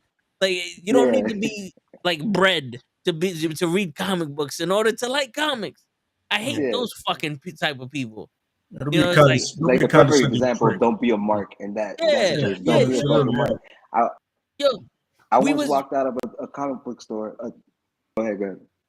No, we was in Target, and I'm looking. I see a shirt, right, and I see it says WrestleMania on it. What was it, like WrestleMania 4 or something? And it was Hogan and the Warrior. It was Macho Man and Warrior. It was Macho Man and the Warrior, and I'm like, hold on, wait. That's not WrestleMania 4. WrestleMania 4 was Hogan and Macho Man. WrestleMania 6 was, and this woman, probably our age, turns around and goes, "No, yeah, you're right. That was WrestleMania 4. They never fought at WrestleMania. It was SummerSlam." And we wasn't shocked, but she's like, "Yo, my fucking son loves wrestling. I don't know what the fuck." And I know everything about wrestling now. And we had a conversation, and it was one of those like, yeah. But you go to a comic book store and I'm like, "Yo, I'm looking for the run where Green Lantern is fighting this guy because of this, and he lost his ring." Nah, that one sucks. You gotta go talk to, bro. Don't fucking tell me it sucked. Give me the book. Yeah.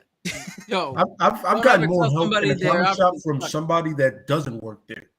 Like somebody that's just a fan like me. Yeah. I remember I was looking for a Nightwing comic. He helped me with they got him. And he was looking for a Wonder Woman, and I helped him with that one. Those are you're looking at the newer comics. You got to come back here for the older ones, bro. Boom, there it is. That's something that's something that Lay brought up, where if you think somebody has, like, if you're working in this, for anybody who's watching us, if you work in any type of shop that sells like comics or CDs or some shit where people have to go in there and they have their own personal taste. Don't be a cunt. Yeah. But if somebody comes up and goes, "I'm looking for this specific thing," and you in your head go, "That's garbage," don't tell them that. Just turn around and go, "Hey, if you like this, you might also like this," and then direct them as a suggestion to something you think they might like or something that is better, and see what happens. Yeah. Because I'm not gonna lie, if I worked at a wrestling shop and someone was looking for some John Cena shit, I swear to God, I'm not gonna be like, John Cena sucks. I'm like, it's over there. It's over there. And I'll give you. No, this is exactly what would happen. If me and him worked in a wrestling shop, somebody would come in and be like, "Excuse me, sir, do you have any John Cena shirts?" And he'd just be like, "Yo, Vic, this one's for you." but I still wouldn't be a cunt to him. Yeah. Yeah, When they like, leave, yo, you best believe I'm talking shit. But I almost got into a fight at a comic book shop. The dude called me an idiot because I was asking for Superior Spider-Man, and he was the type of guy that believes that no one should be Spider-Man other than Peter Parker, and he was just appalled at the fact that like Superior Spider-Man was taking off and people were liking it, and yeah, he was upset that I was looking for Superior Spider-Man. It's Yo, that's when you turn around and be like, yo, listen, Hitler, don't fucking give me your ideals. Just show me where the fuck it's at. Yo, see, that's exactly why gatekeepers and fandoms are two things I fucking despise the most. Because, yo, this shit you could be a fan of it, but it doesn't fucking belong to you. Yeah. Yep. If something's working, let it rock. Because then it means the shit you like also gets elevated. Yep. A rising tide lifts all boats, motherfucker. Yeah. Like I wasn't a fan when Jim Gordon became Batman, but I wasn't knocking people over it for liking it, you know. Yeah. That shit completely threw me off. I was like, what? Oh, okay. I don't know about your Bruce Lee jumpsuit, but whatever, man.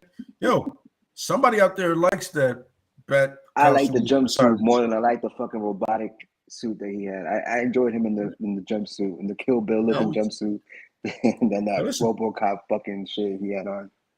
Yo, that was a weird time for Batman. Oh, that was a weird time. Dude, you know what I've been hearing is actually pretty good? It's the fuck they call it? The DC Future Now or some shit like that? Or I think I know what you're talking about. It's Yeah. DC Future something where now Lucius Fox's son is Batman. Yes. Yeah, I've been hearing good things about that. The other son is Batman. Yes. Which I would actually enjoy it if they didn't make so many different Batmans. Like, I think it's too soon. Like, maybe I'll read it in a year from now when it's like died down for me how many people have been Batman. But but yeah, that'd be cool to read. So I've read Damian being Batman. I've read Jim Gordon being Batman. I've read Nightwing being Batman. I read the Battle of the Cow. Yo, I need a break from so many people being Batman. And they had the Batman Society X, where it was a Batman in every country or some shit. Batman Incorporated, where they had Signal or Batwing. In Africa, they had the Japanese Batman. I mean, but now at this point, like I said before, they have like 6 or 7 Batman titles. I'm like, yo, you have other characters. Please. For the love of God. Anybody else? Shit. Yo, I love Batman, but God damn it, son. None of them come together. None of them are related, and it's all Bruce Wayne. What the fuck? This is where the cross section between wrestling fans and comic book fans meet, because there's a certain subsect that have been watching and reading for so long that we're like, all right, we're ready for something new. Mm-hmm. And then you got the diehards who don't like change, and then you got the new people who don't understand what they're watching. So even if you did change something, it would go over their head, which then leaves everybody stagnant because the fucking idiots won't let shit progress. The new people don't care because they're not invested. They're just here for the ride. And then we're screaming to the mountaintops, please just do something. Give me someone new that hasn't been around since 1908. Absolutely correct. Yeah. Stop bringing back Goldberg.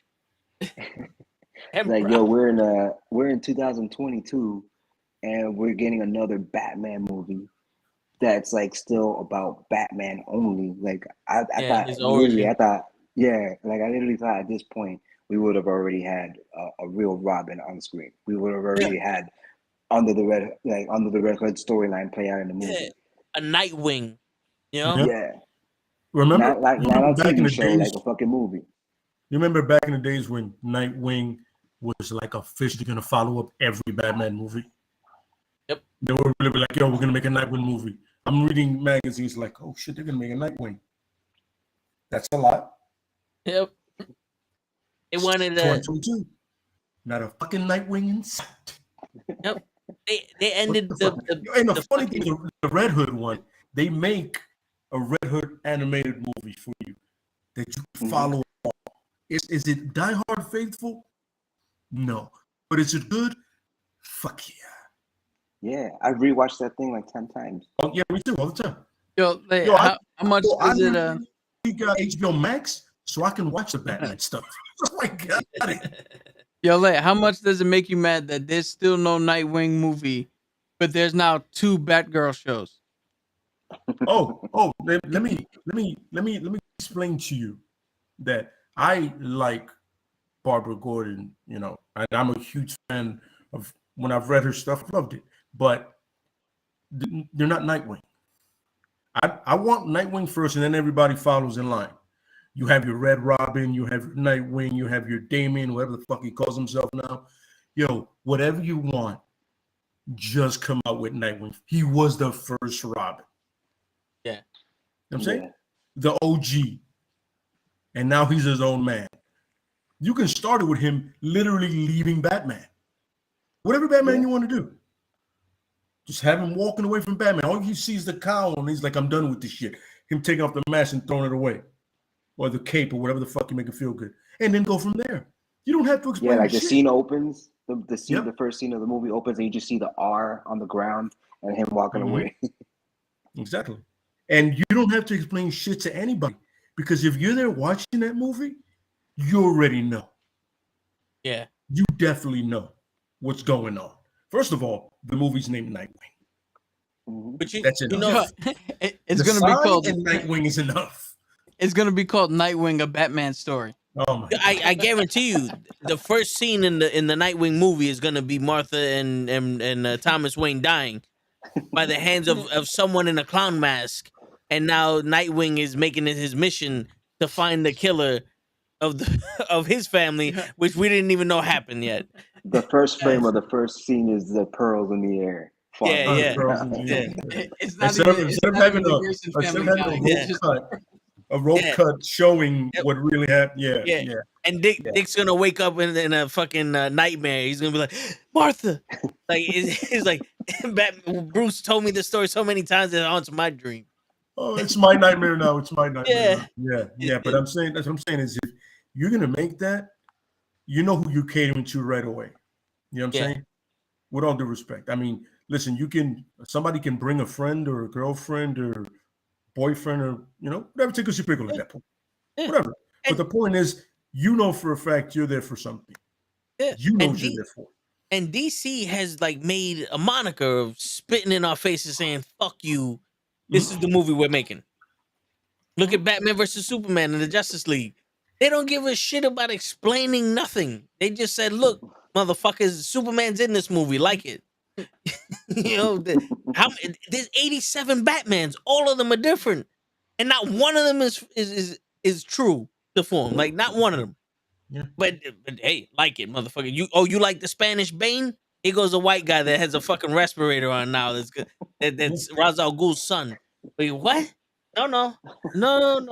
It's amazing how you have pretty much the equal to Batman in every possible way, both intellectually and physically, right? And then superior because, well, if he had the venom, not if he had asthma. You know what I'm saying? You could literally make a compelling story with it. You don't even need the rest. You don't need the Bane story to do it. You just need Bane. Yep. But showing Bane is equal or even better than Batman because he breaks him, right?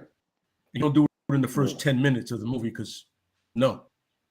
Fuck that. You know what I'm saying? You build to it. I broke your body. Hold on. And I'm like, first of all, I don't know what accent that was. First 10 minutes. How are we going to know that he was in a Sri Lankan prison? No, but I love doing the accent. I don't know what accent that is.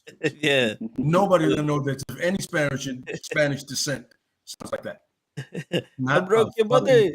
I'm going to break your spirit. I mean, my favorite part of that movie is because I at that time I used to hate the shit out of the Pittsburgh Steelers, and Heinz Ward almost went down the fucking almost went through the cracks. I was like, yo, kill Heinz Ward. I don't care what you do, just kill Heinz Ward. Yeah. Oh my God, man. But yeah, it's so much rich history that you could have. Yeah, we should have got a Nightwing movie. I'm not gonna lie. No, and then, you know what's funny? They'll have the balls to mention Nightwing in the Batgirl movie. They'll do it. They'll do it. They'd be like, "Who? Dick Grayson? I haven't seen him in years." What did you say? Neither have we. Did you say Dick Grayson? Yo, you know what? You know what's crazy? You seen the Teen Titans shit on HBO? I tried. Which one? I tried to watch it. Oh, the The show. Titans. The Teen Yeah, the Titans. Titans show. Yes, Yeah. I've seen it. Yes, I've. Yeah. Well, the live action Titans one. Yeah. I watched it, and I'm sitting there like, okay, I get Dick Grayson is Robin, but this ain't none of the Nightwing shit that Lay told me about. Like, I'm not getting any of this smooth operator, better Batman than him. I'm just getting a poor fucking excuse of a man who can't get over his daddy's issues, and now he needs his father to teach him how to raise a kid that's fucking 19 years old that's the same way you were. Like, wait, time out. First off, you don't smack this kid in the face and go knock the shit off. Like, you're fucking Batman. Every single person you touch is tormented by you, according to this fucking TV show. You're telling me that you don't go up to the kid, knock the shit off. You know what I'm saying? You mentally abuse this fucking kid, but you can't smack him in the face like, yo, knock the shit off before I fuck you up. Yeah. That's the funny part is when you get any iteration of Nightwing or Robin, the biggest people person, the biggest socialite, everybody loves him. They're like, yo, that's the guy to be around. I'll do anything for that guy. In this show, I'm like, yo, I'll stab him myself. Word. I don't give a fuck. Yo, dude, there's nothing about you that's redeeming. Yeah. Like you're mad at the world. Really? That's not Robin. That's not Nightwing at all. Nightwing is the dude you turn to when shit's going left. He goes, yo, I got you, man. I'll back you up. Don't worry about it. He makes you feel good. He doesn't turn around and tell you to go fuck yourself. Yeah, he's never been mad at the world. That's not Nightwing at all. Yeah. I'm about to sign off, y'all. No, yeah, we're going over our time also, but yeah. But it was a pleasure having you, Dream. We definitely got to have you back here. Yes, sir. Yeah, man. I have to get on it. Every time I watch you guys, I'm like, man, I want to get on, but yeah, responsibilities and shit. Hey, man, we hear you, bro.